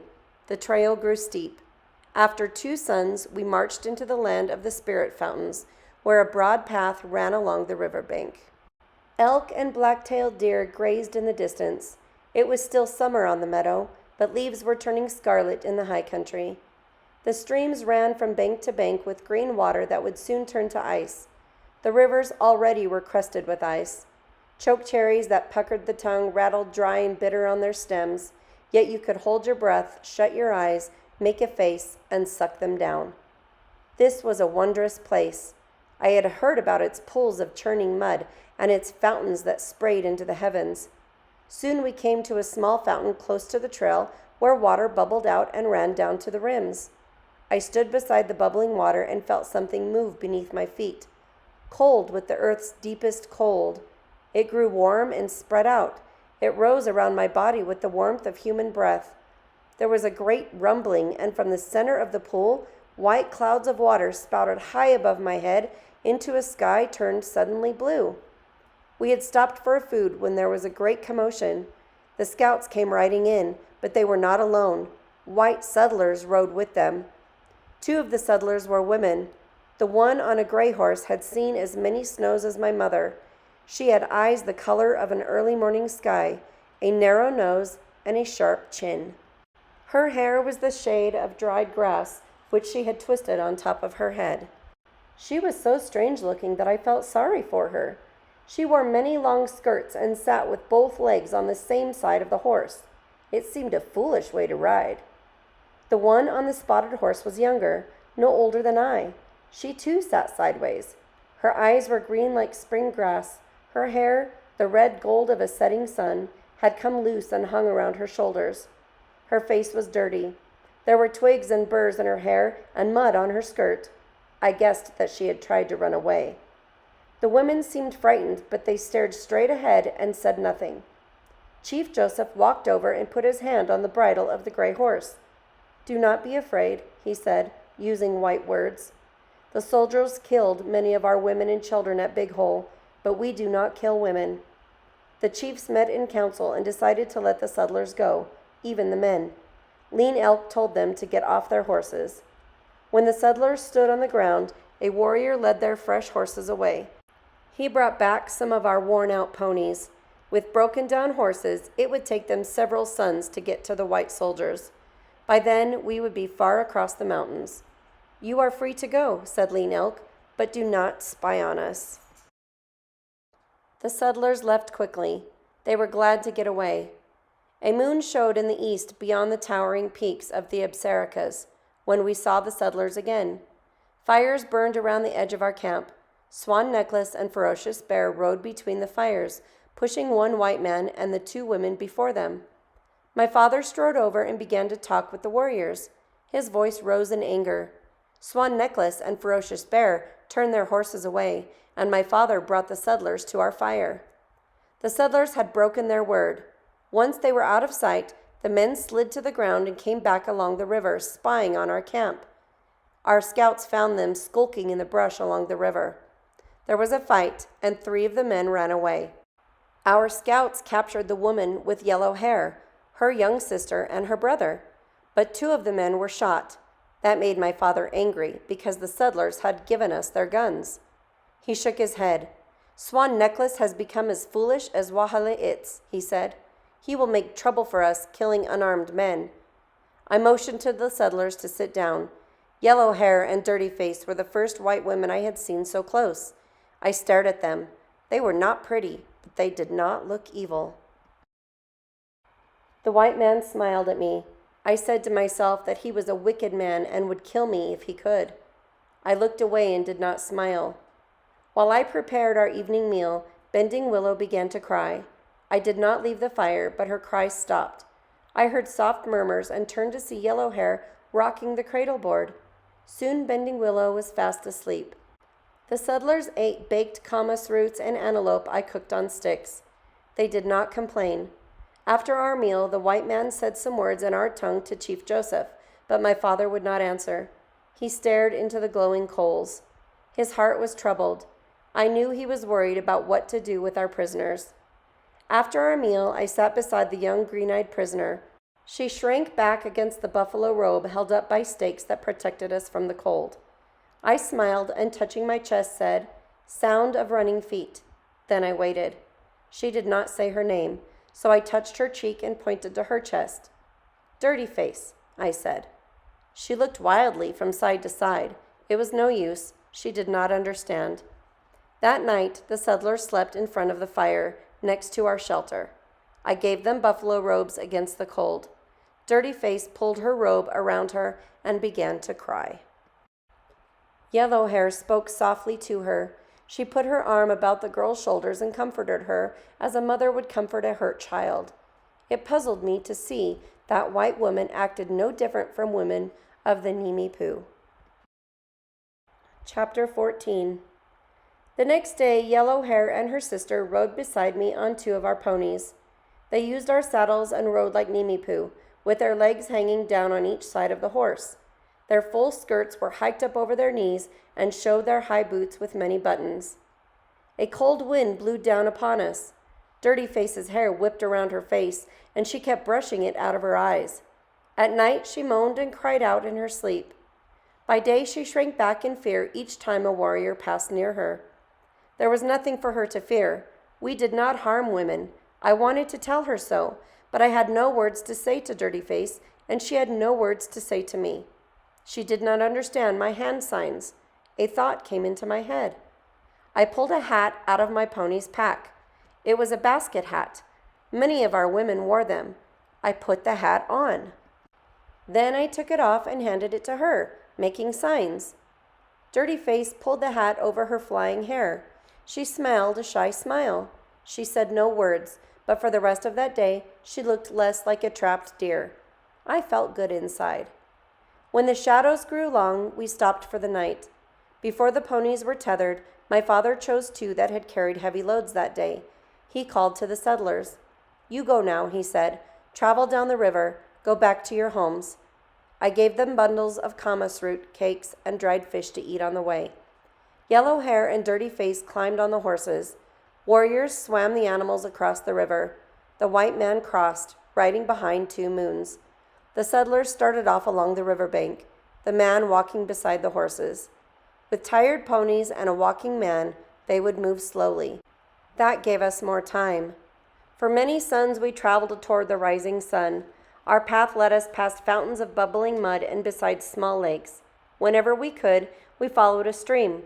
Scouts brought word that soldiers waited for us on all the trails. No matter which one we took, the bluecoats waited for us. Peaks of the snowy Absarica Mountains rose up through the falling snow. "There are many tall peaks in the Absaricas," said Lean Elk, "more than the fingers you have on both hands. They all have passages between them, even those that look closed." He took us through a strange canyon. The towering rocks nearly met over our heads. They shut out the sun and made the world full of dark shadows. No birds sang here, and the only sounds came from our ponies' hooves as they struck the earth and from the roar of the rushing stream below. The path threaded through mountains and between rocks. It twisted and turned. It was so narrow that there was scarcely room for a single horse. In places, we could not pass until our scouts had chopped off pine boughs that hung across the path. Once more, we slipped through the general's fingers.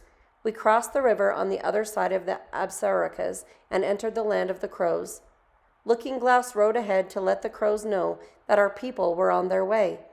The Crows had always been peaceful with us against the Sioux, the Bannocks, and the cunning Assiniboines.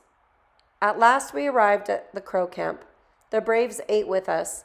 They smoked long-stemmed ironwood pipes with the face of their chieftain carved on the boughs and treated us as friends. They gave us bullets, but in the end, fearing the revenge that the white soldiers might put on them, they refused to help us. My father called the council, all the chieftains who could give him advice. Lean Elk with his burning gaze, Alicot, Looking Glass, White Bird, Tuhuhusote, Lone Bird, Yellow Bull, Antelope Redstone, and Ferocious Bear gathered to talk. Chief Joseph looked at each man as never before. "Now all the tribes are enemies. Every white man in these mountains is already our enemy," he said. We were warned on that night 13 snows ago when Preacher Chivington raided Black Kettle's village far south at Sand Creek. With white soldiers, he came down on the camp before the sky turned light. He smashed heads, cut throats, slashed off ears. Blood ran across the earth and into the stream. That night, the tribes learned to hate the settlers. And now, we hate ourselves, said Lean Elk through his teeth. Ourselves, shouted young Gray Panther. Yellow Bull, the father of Red Moccasin Tops, drew a finger across his throat. Ollicott said nothing. My father went on. The one-armed general is far behind us, but the Click-Clack has told soldiers at every fort to look for us. They come from all sides. We are in danger. Then Ferocious Bear struggled to his feet and stood silent. From the day we had left Wallowa and crossed the flooding Snake, from the Battle of White Bird Canyon, from those days to this moment, no one knew what he thought. But my father said to the old man in a gentle voice, "Speak." "Looking Glass has cost us much," said Ferocious Bear. Whitebird said, "Go north to the old lady's country. Go join Sitting Bull." But we heeded Looking Glass and came south. We have lost many warriors. We have lost many women, many children. Tuhuhusote nodded his great head. Ferocious Bear's words are strong, he said. Looking Glass said the crows would fight beside us, but the crows will not help us. They are no longer our brothers. We must travel north to join Sitting Bull. Looking Glass was angry. His black eyes flashed like his glass when struck by the sun's rays. "So be it," he said. "So be it," said my father. Chapter 15. Ferocious Bear and Tuhuhusote were right. In 3 suns, the Bluecoats caught up with us. We were traveling across a broad plain. Our scouts saw the dust from their horses and waved a red blanket to warn us. Lean Elk ordered the warriors to pull their ponies around and get ready to fight. While the warriors waited for the white soldiers, we escaped up a dry stream bed into a wide canyon. For 2 suns, Chief Joseph led us up the canyon. The trail took us across rolling hills covered with sagebrush. The canyon rim was rocky and no trees grew there. We saw no bluecoats, only rabbits and ground squirrels and woodchucks. The shadows were long when Lean Elk and the warriors joined us. He was angry and at once called the council together. Chief Joseph halted our march and the women made camp while the chiefs met. Swan Necklace led his pony to our fire. Across its back lay an antelope. He skinned it and cut the meat into chunks for roasting. We had not had fresh meat since we entered the Absaricas. "It is a bitter day for us," he said, wiping his knife on a clump of dry grass. "Were many killed?" I asked. "None. 3 were wounded, but not bad." He grinned. "The buffalo gun I took from a ranch shoots good. It speaks so loud the bluecoats think I have a cannon." For a moment his heart was light. "The bluecoats lost many men," he said. "They fight like women." I was puzzled. "Why was the day bitter?" I asked. "The crows fought beside the bluecoats," he said, his mouth twisting with disgust. "When I saw them, my heart was just like fire. We battled the crows for 2 suns." I caught my breath. The world was against us. We could not fight forever. Swan Necklace saw the fear in my eyes. He placed a gentle hand on my chin and turned my face toward him. "Do not fret, my love," he said. "As long as I live, no bluecoat will harm you." I smiled with my lips, but not with my heart. He loaded the rest of the antelope onto his pony and took it to the cooking fire of 2 moons. Before the morning star shone, we broke camp. Lean Elk urged us to hurry. He said we must now fear all the tribes. We must go fast to the old lady's country. We left the canyon and moved north for 6 suns. Lean Elk drove us from dark to dark.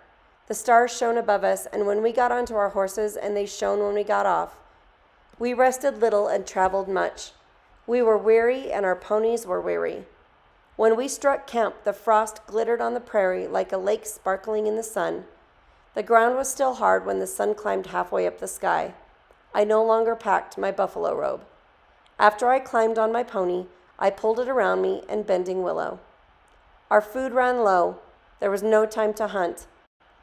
On the morning that we came to a herd of mountain sheep, There were only 2 cakes of camas roots and berries in the bag on my pony's saddle. The young men killed several sheep, but not enough to stay our hunger. Each family got only 1 small piece of meat. We waited until nightfall to eat it. We did not stop to cook while the sun was high. We buried the skins and the horns beside the trail. It hurt me to see the fleecy skins covered with earth, but we had no time to tan them for robes or make the horns into drinking cups. One day we met a band of crows.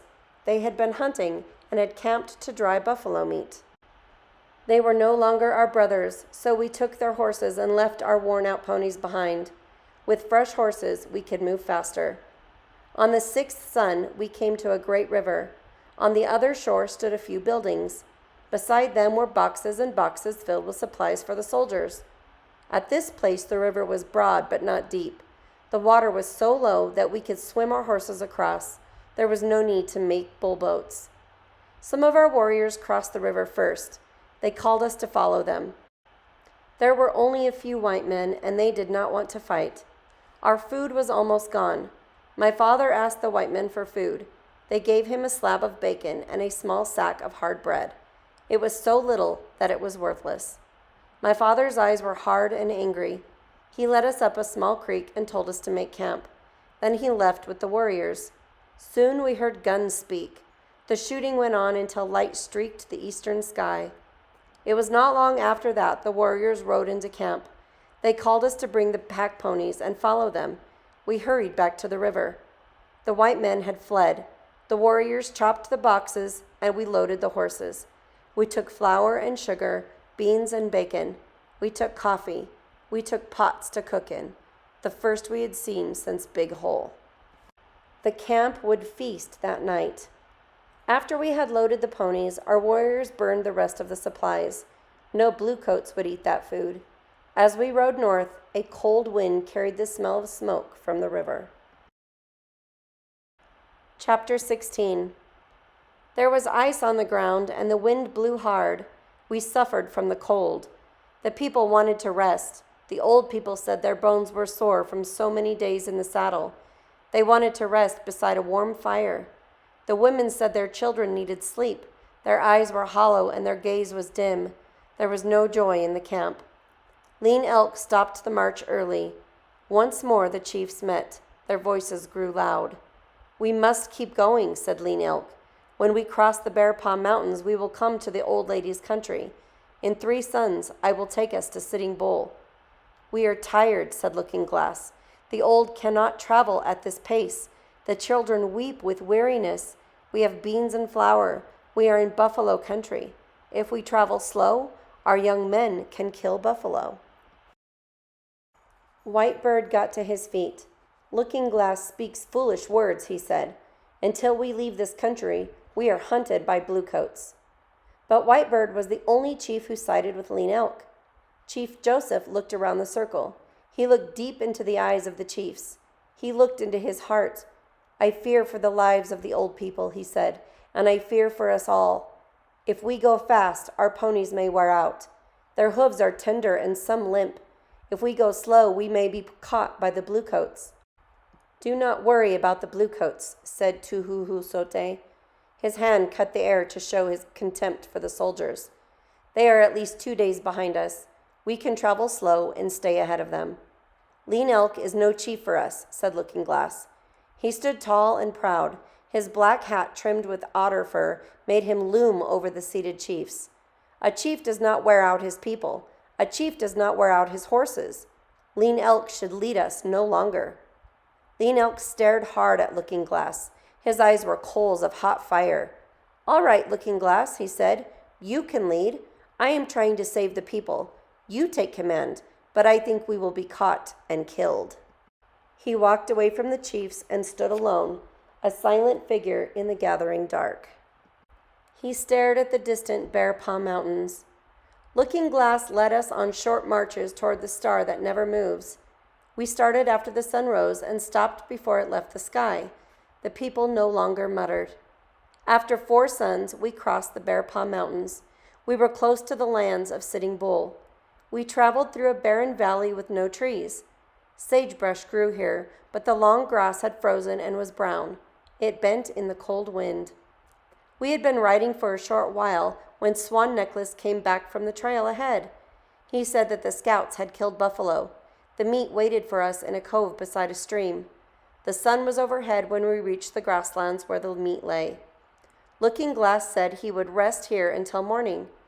Lean Elk said that we must keep on. This was a bad place to camp. Soldiers could sweep down on us from either side. But Looking Glass said our horses needed more rest. We would stay. He had chosen a cold place. The wind from the old lady's country swept across the land, turning our bones to ice. We had no teepees because we had left all our poles at Big Hole. The children huddled in deep ravines behind the creek while we made shelters with buffalo skins and canvas. There was no wood, but many buffalo chips lay on the ground. They burned well. Soon fires blazed across the camp. We ate roasted buffalo until we could hold no more. Around the warm fires, people said what a good leader Looking Glass was. In less than 2 suns, we would be safe with Sitting Bull. Looking Glass had been right to march slow. It was a clear, cold night. The wind blew hard and the brush stirred along the creek. Many chose to spend the night in the gullies, which were as deep as a standing man. Swan Necklace walked with me beside the creek. Buffalo robes wrapped us together against the cold. His arm was around my shoulder. "Do not look so sad," he said. "Soon we will be safe. Then my father will let the marriage go forward." "When you finish our marriage blanket," I said. It seemed strange to be talking about something besides the blue coats behind us. "That will be soon," he said. He pressed me to him. "I will gather colored earth from the old lady's land. It will be a beautiful blanket. We will sleep beneath it in our own teepee." The words were like honey to my ears, yet I was not at peace. I feared that Lean Elk was right. A misshapen moon, streaked with red, rode low in the eastern sky.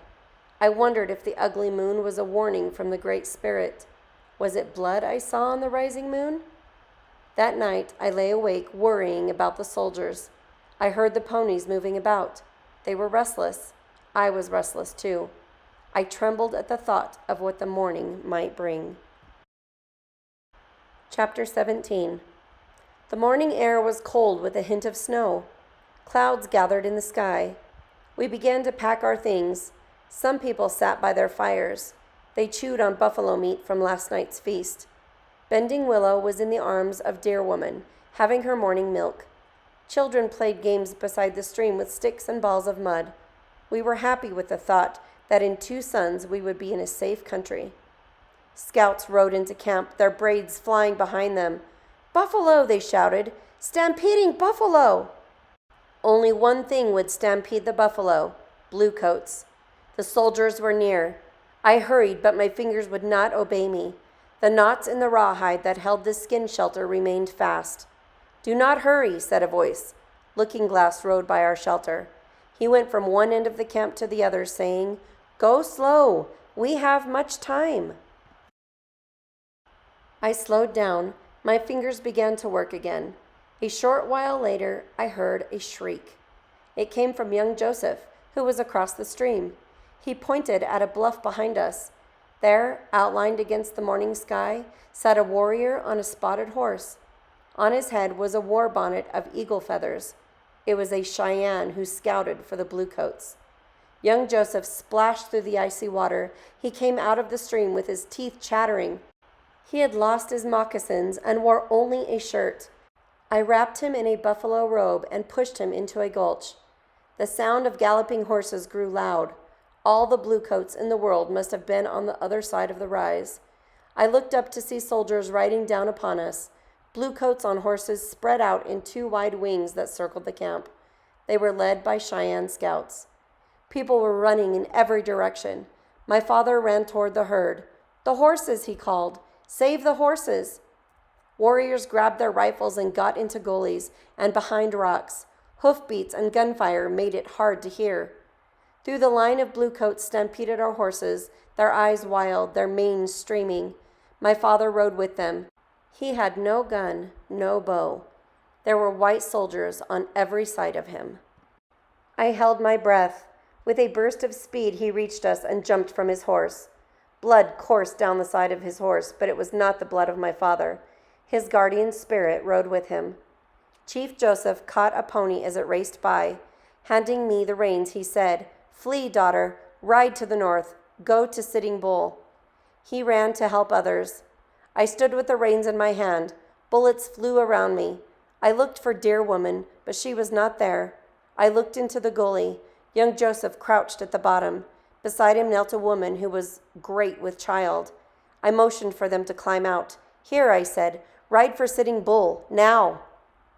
Young Joseph pushed the woman on the horse and climbed up behind her. I slapped the pony and it bolted off. I saw many people grabbing horses and riding away. A woman rode by on a gray horse. A Cheyenne rode up, hooves pounding, and grabbed her bridle. He fired his pistol. The bullet struck her in the back and she fell to the ground. Caught in a rain of bullets, horses screamed and died. I looked around for another pony, but the horses had gone. I was trapped. I leaped into the gully. Bullets passed over my head. I could not look out. I hoped that Bending Willow and Dear Woman were safe. I heard war cries and gunfire above me. The war whoops of our warriors mingled with the shouts of the white soldiers. Then the fighting moved away. A warrior rolled over the edge and into the gully beside me. He landed heavily in the dirt. It was Swan Necklace. Blood covered his left arm. He had a gun in each hand. "Keep them loaded," he said. He tossed me one of the guns and pouch of bullets. "We have pushed the Bluecoats out of our camp. Now we will fight to the death." All that day we fought pinned in the gully. The Bluecoats fired at us from behind rocks. Some shot from behind their dead horses. We were too busy to talk, but our eyes spoke for us. When the shadows fell, the firing died away. Now and again, a lone rifle barked. Without the sun, the air grew even colder. Some of us were wrapped in robes, but like Swan Necklace, our warriors were stripped for battle. They fought without leggings. They had no shirts, and most had no moccasins. Wearing only breechcloths, they shivered in the cold. Snow fell silently over the land. In the gathering darkness, I peered over the edge of the gully and saw bodies strewn across the plain. Children cried with cold and fear and pain. People began to crawl across the ground, keeping flat so the soldiers would not see them. Warriors came in from the rocks and hollows. They brought news. The news was not good. Many were dead. 3 of our dead were women, and the rest were warriors. Some of our greatest warriors would fight no more. Brave Aloud, my uncle, was dead. He had fought from behind a rock where he had killed many Bluecoats, but when he rose to fire his rifle, he was struck in the forehead.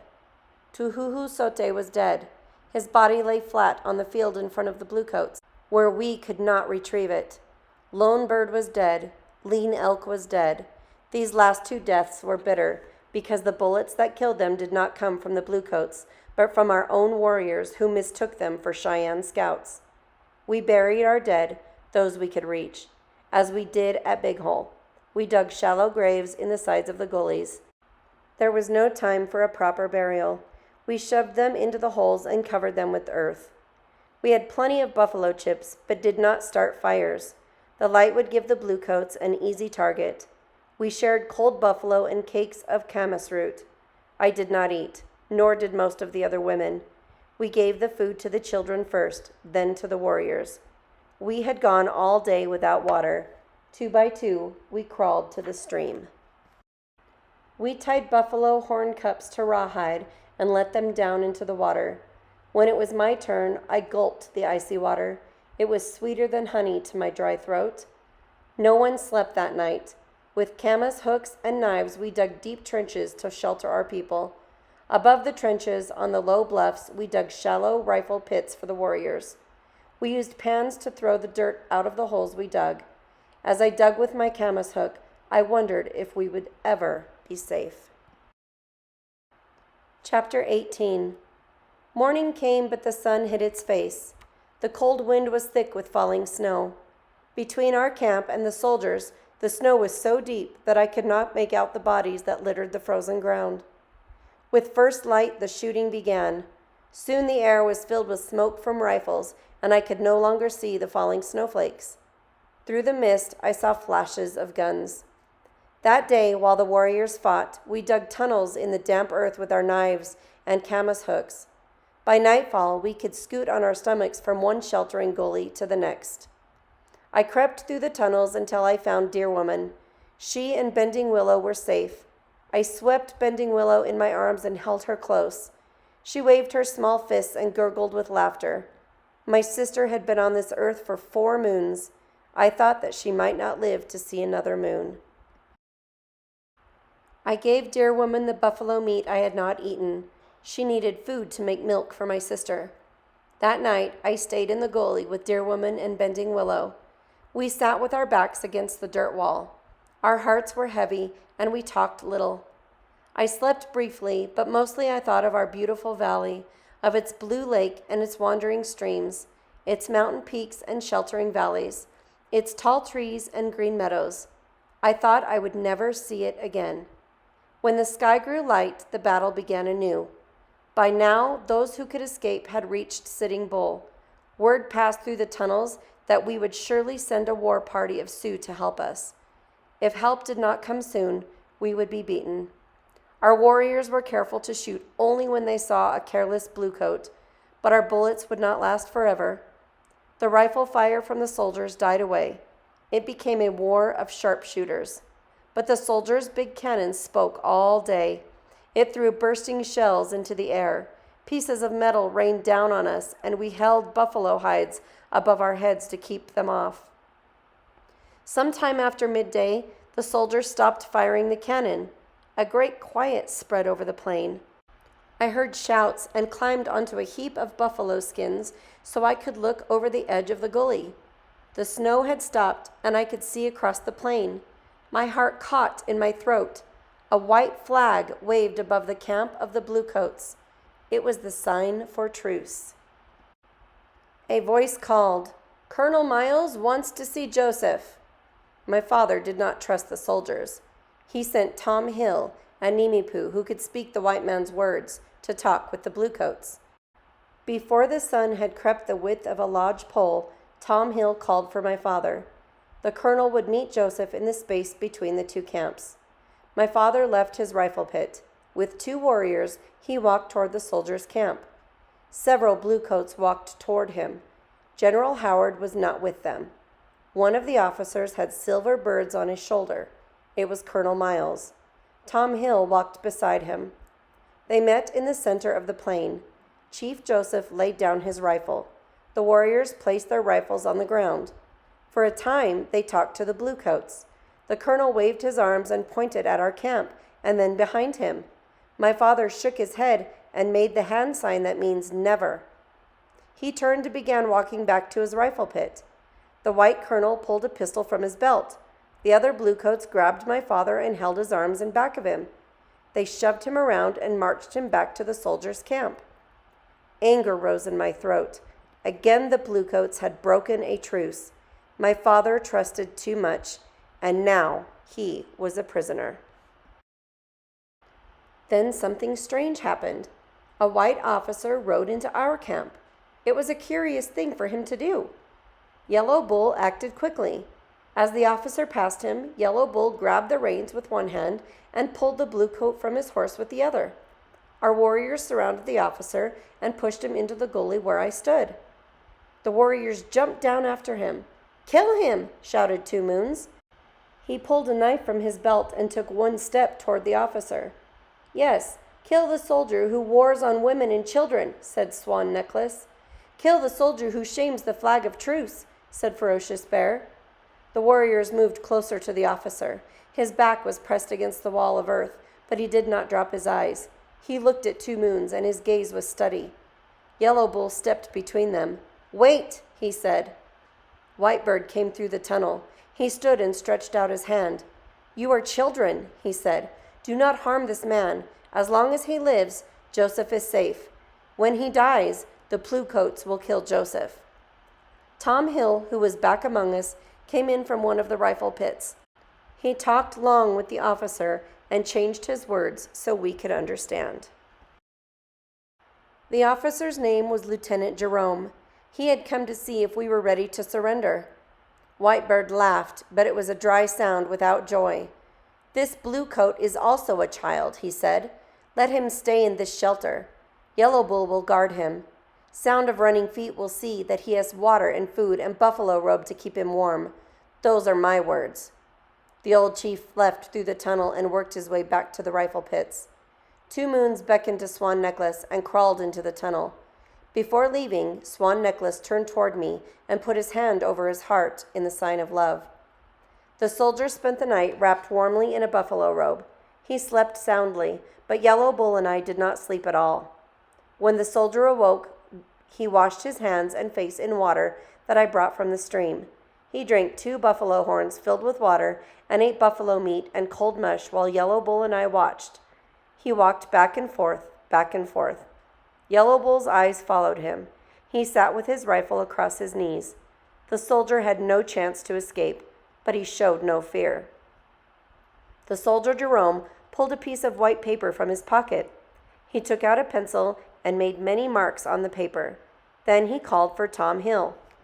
When Tom Hill came into the shelter, the soldier spoke the marks. Tom Hill told us what the marks said. They said that the soldier had good food, a warm bed, and good treatment. He hoped that the Bluecoats were treating Chief Joseph the same way. Whitebird sent Tom Hill to the Bluecoats with the talking paper. Soon Tom Hill was back with a talking paper for the soldier. It said that the white colonel would send my father back to us if we would let the soldier Jerome go free. "No," said Whitebird. "The Bluecoats have tricked us before. They will not trick us again. If the colonel speaks true, he will bring Joseph to the ground where we met before. We will bring the soldier Jerome to the same ground." Tom Hill put these words so the soldier could understand. He changed them into marks on the paper, and Tom Hill carried it back to the white colonel. He watched Tom Hill enter the camp of the Bluecoats. We waited. Soon my father walked onto the plain. White officers were on each side of him. Yellow Bull told the soldier Jerome to climb out of the gully. Whitebird and Looking Glass waited for him. Two Moons and Ferocious Bear joined them. All walked out to meet the Bluecoats. The soldier Jerome shook hands with my father. They changed places. Our chiefs and warriors brought my father back to our camp. The Bluecoats pulled down their white flag, and the shooting began. Chapter 19. Our warriors fought the rest of that day and the next. They fought with new anger. Chief Joseph had not been treated as an honored prisoner. The Bluecoats tied his hands behind him, then tied his hands to his feet. They rolled him in a blanket like a papoose. He could not stand. He could not walk. He could not use his arms. The white soldiers slept in a tent, but my father lay all night beside the mules, without food or water. He was not untied until the paper that speaks came from the soldier Jerome. 2 suns came and went.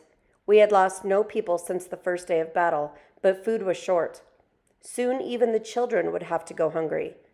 We were cold and wet with snow. The cruel wind cut to our very bones.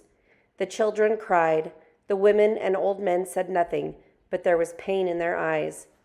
The 3rd sun was a sad time for us. The sadness began in the morning when it grew light, and we saw that a party of white soldiers had arrived during the darkness. The one-armed general had joined Colonel Miles.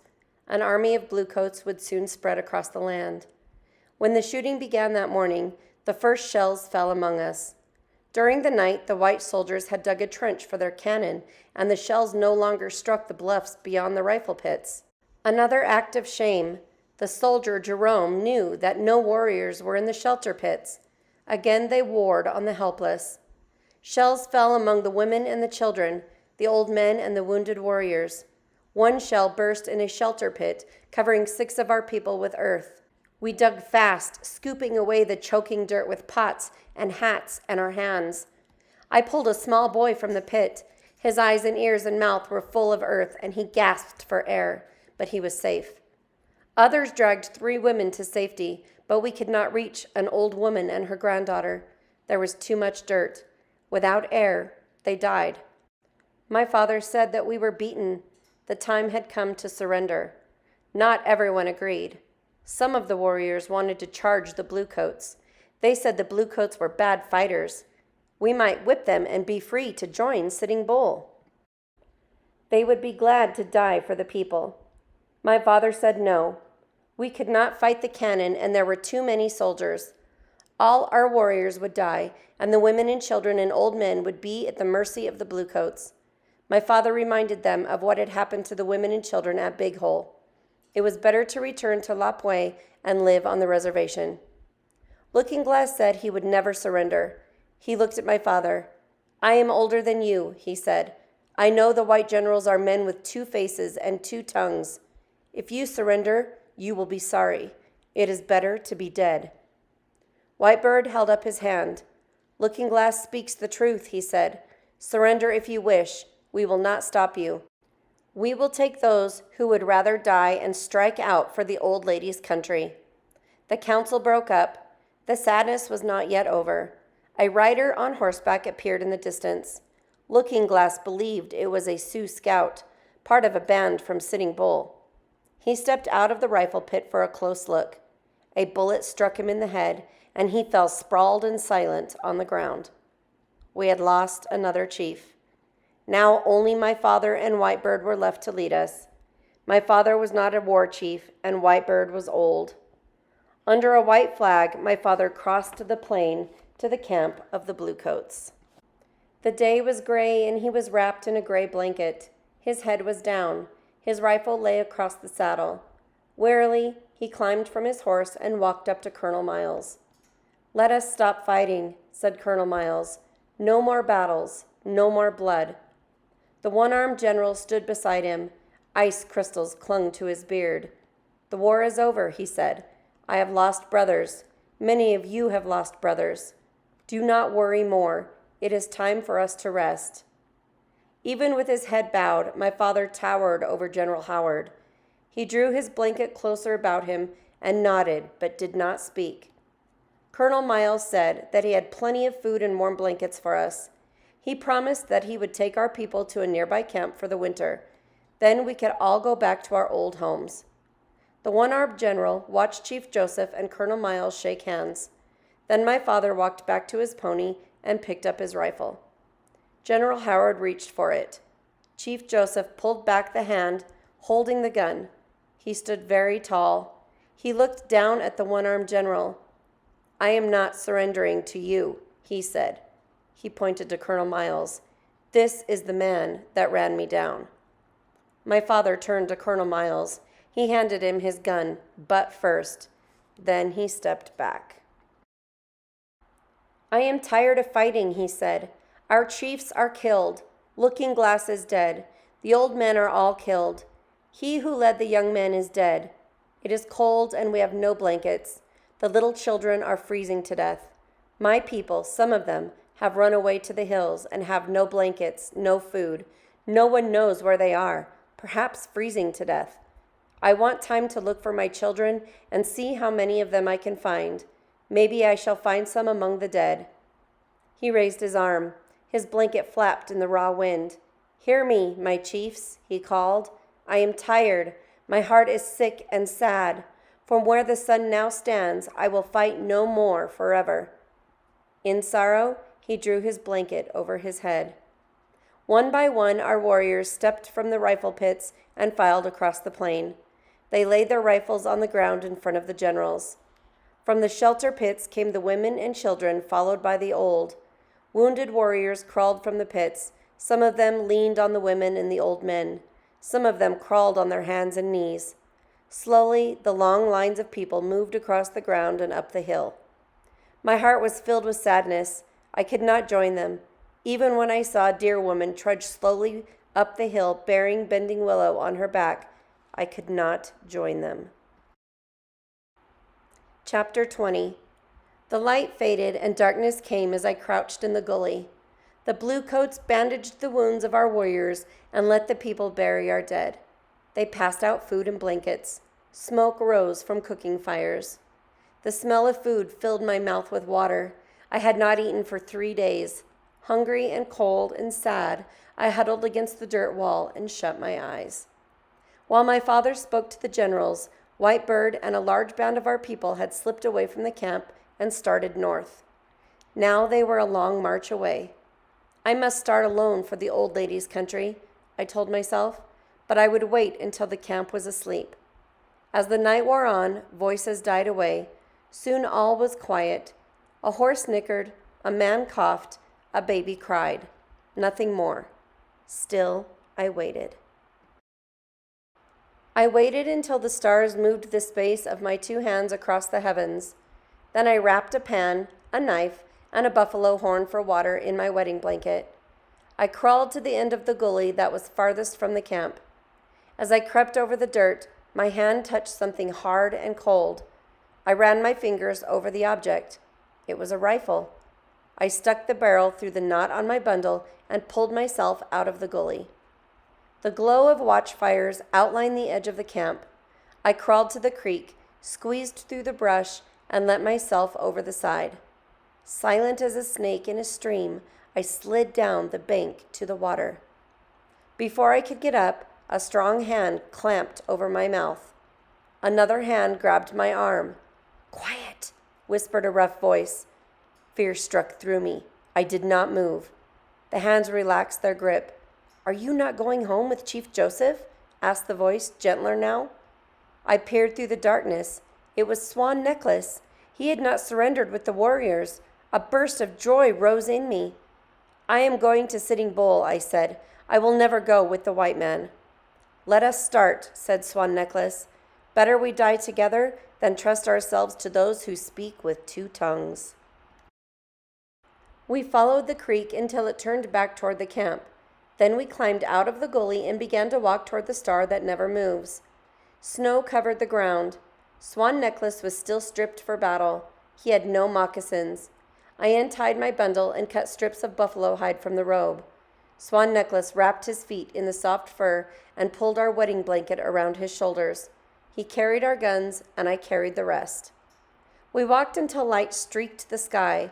My moccasins were worn, and my feet ached with cold. Swan Necklace said nothing, but his legs were bare. Swan Necklace found us a protected place out of the wind. While we dug a hollow on one side of the hill, I looked for buffalo chips. They were covered with snow and hard to spot, but I found enough for a small fire. We rubbed each other's feet to warm them, then huddled beneath the blanket. Heat from the fire spread through us, and we slept until the sun was high. I woke up to the touch of Swan Necklace's fingers. He brushed my cheek until my eyes opened. "Wake, my love," he said softly. "We must be on our way." It was our first good sleep since our people came through the bear paws. I scrubbed my face with snow to waken me. We had no food. I cut the elk hide fringe from my skirt, and we chewed the strips as we walked. It fooled our stomachs for a time. The going was hard. Cold wind blew down from the old lady's country. We had to push hard against it. Its icy fingers poked under our robes and made us shiver. It was almost dusk when Swan Necklace spotted an antelope searching for grass in the snow. He aimed carefully. The shot echoed through the quiet air, and the antelope fell dead. We ran to where it lay, its blood making a scarlet pool on the snow. Swan Necklace knelt and began to skin the antelope. I pulled out my knife to help him.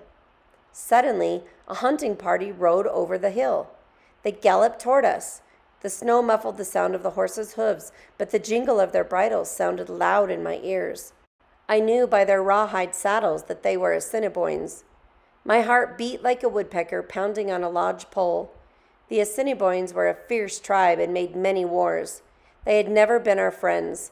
Were they helping the Bluecoats as the Cheyennes and the Crows and the Flatheads had done? The horses stopped beside us. There were 5 riders and 5 extra horses. They had been on a long hunt, and 2 of the horses carried meat and hides. Their leader raised his arm in greeting. He had been on this earth as many snows as my father. Strips of ermine showed white in his braids. His beaded moccasins were made of soft elk skin. Beneath his saddle was a fine blanket of red wool and otter skins. It was a chief's blanket. Across his saddle lay an old musket, the kind most of our warriors used before we picked up rifles on the battlefield. The other 4 men had no guns. They carried bows made from the horns of mountain sheep. They must have traded with our people for them, because only the Nimipu made such bows. The leader made signs to say that all the tribes were brothers. He touched his chest and said his name was Red Elk. We signed back that we were friends and said our names. We signed that we were fleeing from the Bluecoats and on the way to join Sitting Bull. Red Elk nodded. He spoke a few words of our language. With signs and words, he told us that the hunting party was on its way to a nearby Assiniboine village. We were welcome to join them.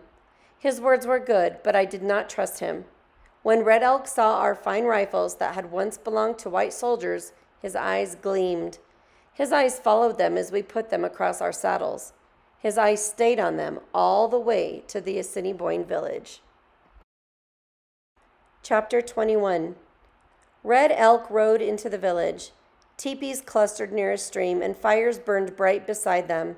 A vast herd of ponies was tethered beyond the teepees. Women, children, and old men shouted greetings. They came to look at the load of meat, and they came to look at us. They stared hard. A child poked Swan Necklace's foot wrappings with a curious finger. A woman touched my elkskin skirt. The leather was white as snow, and it had taken many suns to sew on the blue quills. She rubbed the skirt between her fingers, then frowned when she saw the ragged edges. I was glad that I had cut away the fringe to stay our hunger. It saved my skirt. Red Elk motioned to Swan Necklace and me. We got off the horses and followed him to his teepee. Children pointed at us as we walked through the village. Dogs barked. I wondered what the Assiniboine would do with us. At Red Elk's teepee, a lightning dove, his wife, was cooking. She was a small woman and moved quickly like a bird.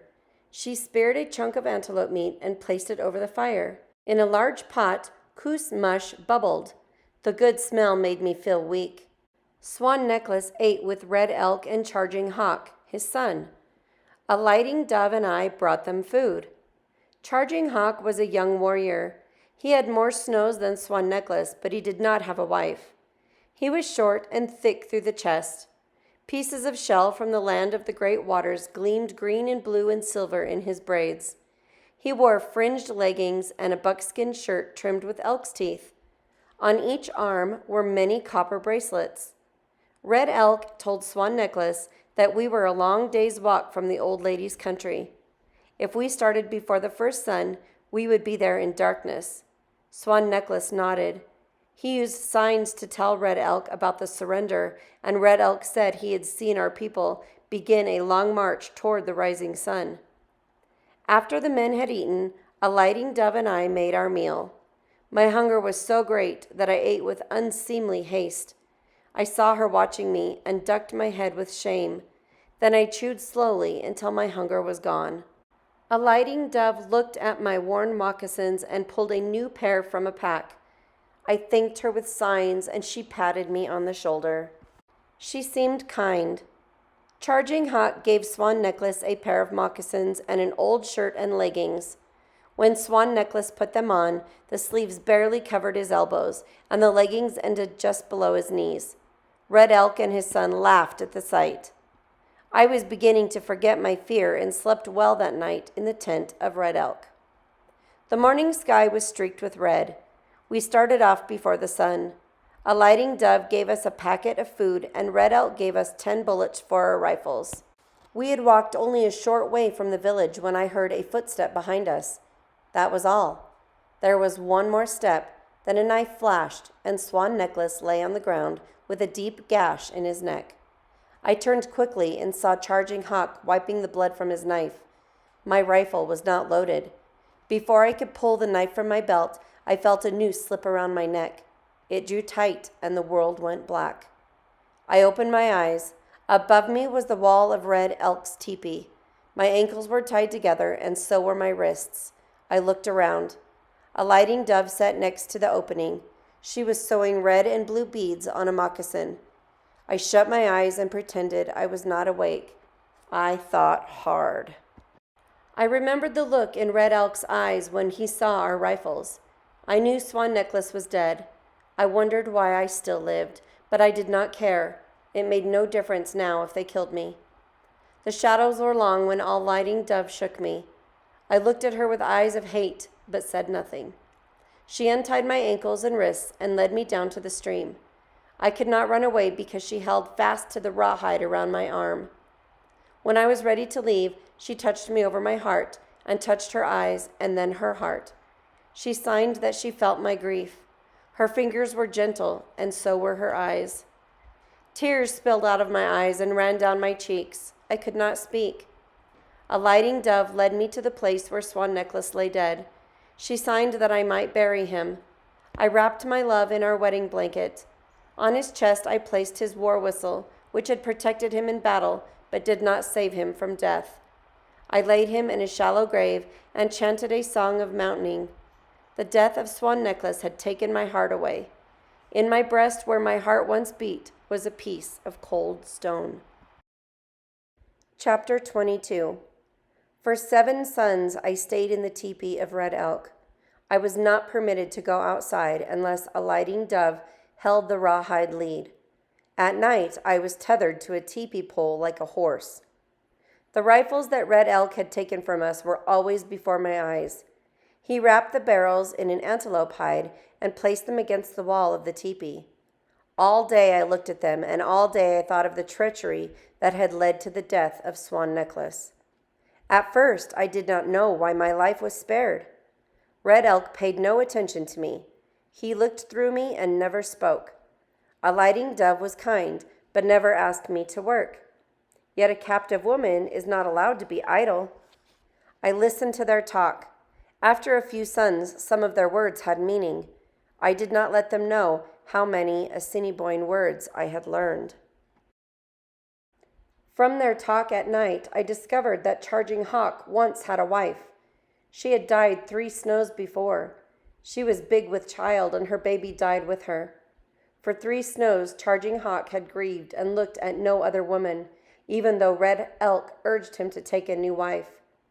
Now Charging Hawk had plans for me. He found me more pleasing than any of the Assiniboine women. Their words told me why Charging Hawk spent much time in the teepee, something warriors did not do in good weather. He sat on the side making arrows and watching me out of the corner of his eye. If I stared at him, he grinned foolishly. Soon Charging Hawk had filled a quiver with arrows, each one as long as his arm to the tips of his fingers.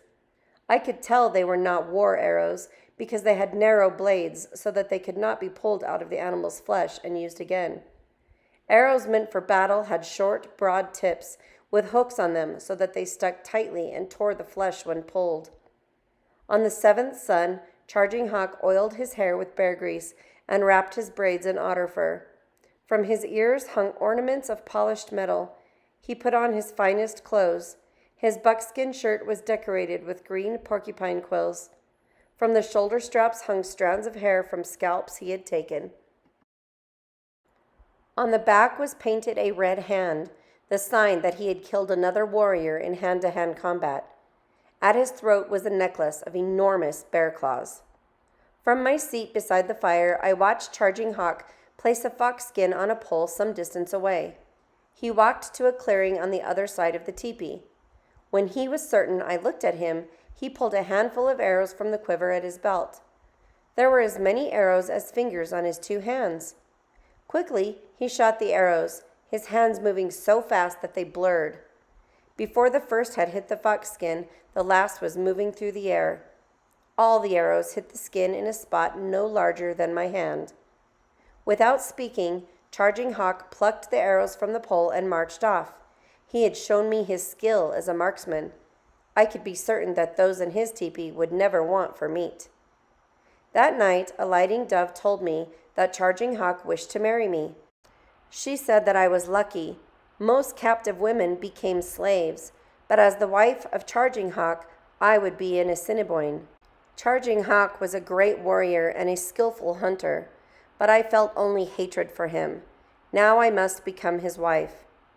After that day, a lighting dove gave me work to do, but she always worked beside me.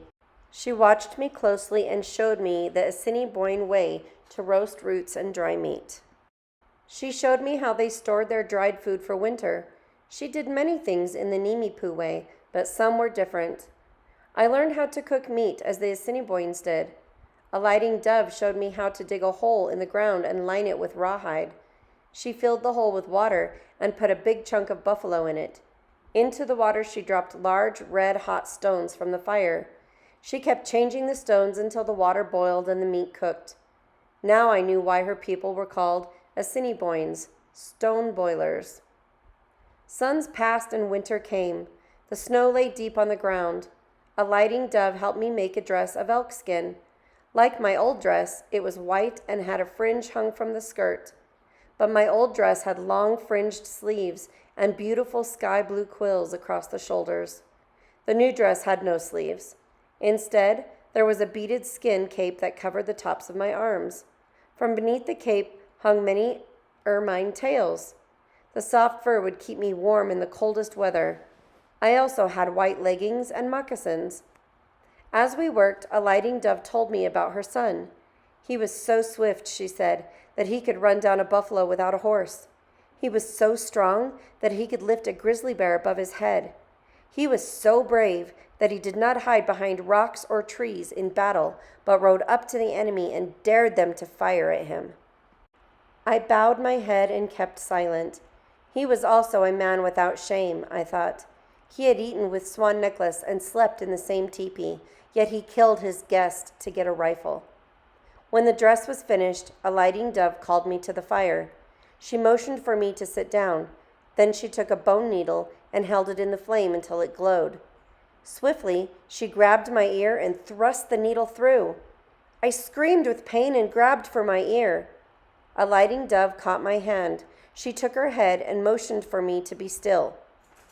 3 bright drops of blood fell on my fingers. A lighting dove placed a greased stick in the hole to keep it open. Then she did the same to the other ear. This time I sat quietly and did not make a sound, even when the hot needle went through my ear. With words and signs, a lighting dove told me that all Assiniboines had holes in their ears.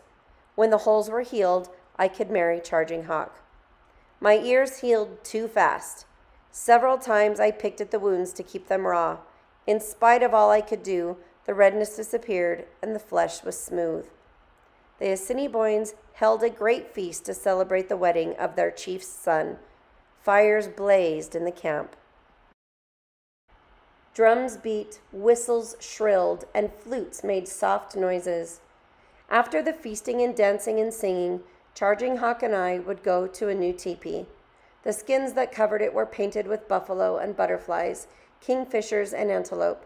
When I looked at it, I thought of Swan Necklace, and my heart was sad. My sorrow did not show. I put on my new clothes, for my ears hung bangles of silver and blue stones, brought from lands far to the south. A lighting dove said they had cost Charging Hawk 3 horses. Because I had no parents to exchange gifts with them, Red Elk and a lighting dove stood on either side of me and asked me for the Great Spirit's blessing. At my feet, Charging Hawk laid a beautiful ermine blanket, as white as snow and as soft as a cloud. No one in the tribe had such a beautiful blanket. "This is our marriage blanket," said Charging Hawk. "It is beautiful," I said, though my lips were so stiff it was hard to form the Assiniboine words.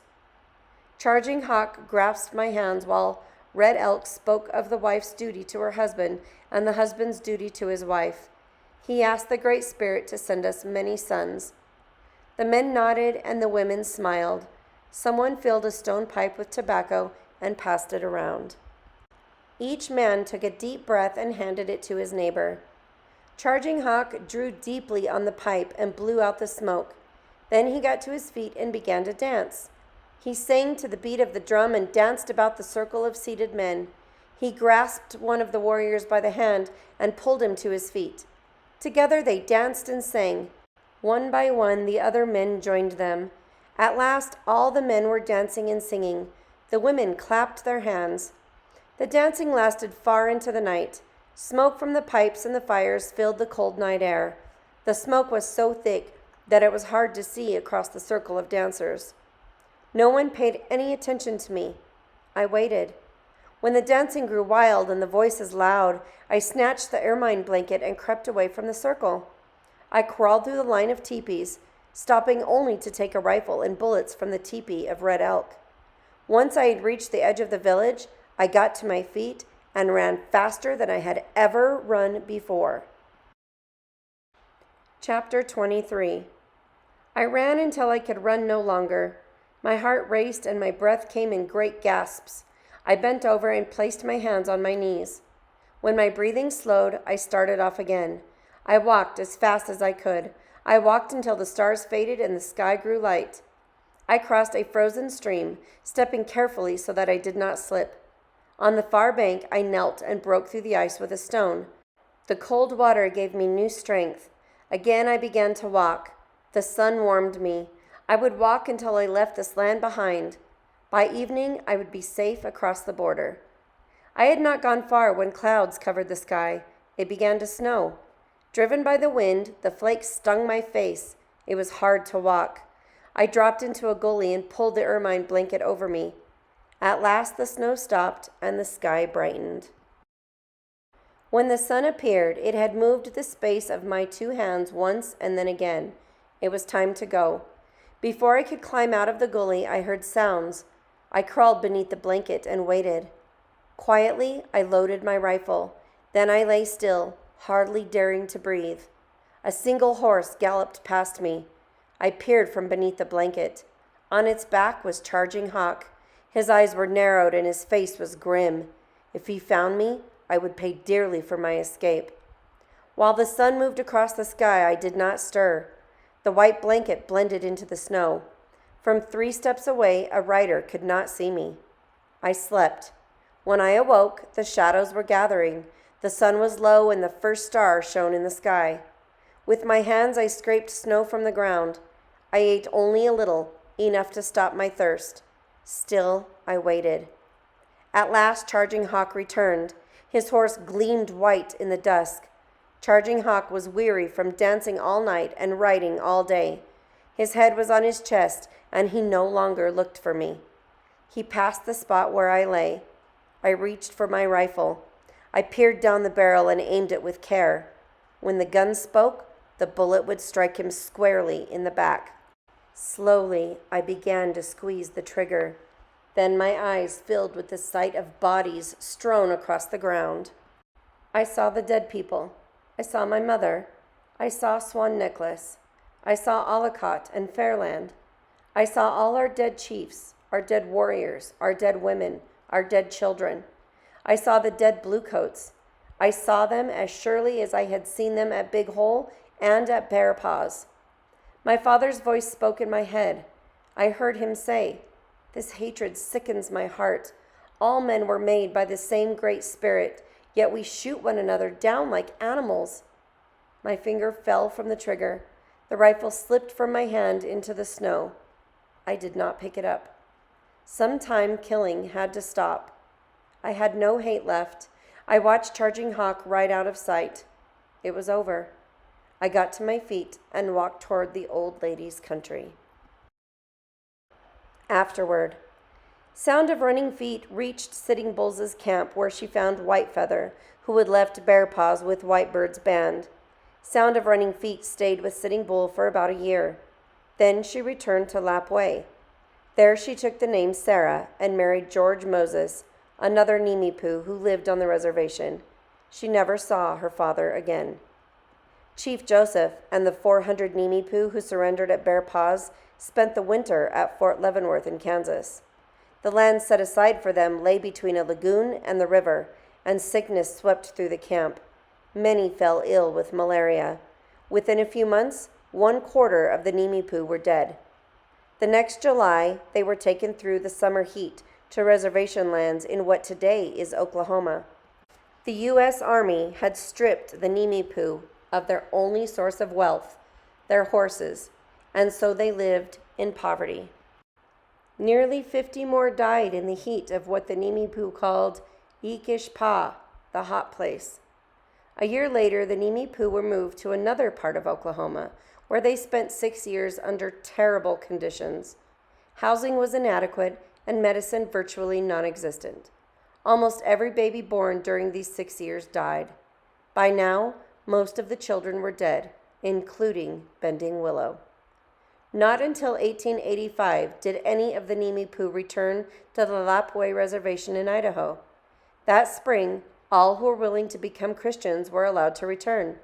But Chief Joseph, along with other Nimiipuu who refused to embrace a religion they felt had betrayed them, was sent to the Colville Reservation in eastern Washington state. Joseph would never again see the snowy peaks, the blue lake, and the green meadows of Wallowa. He spent the rest of his life at Colville. When he died in 1904, the doctor listed the cause of death as a broken heart.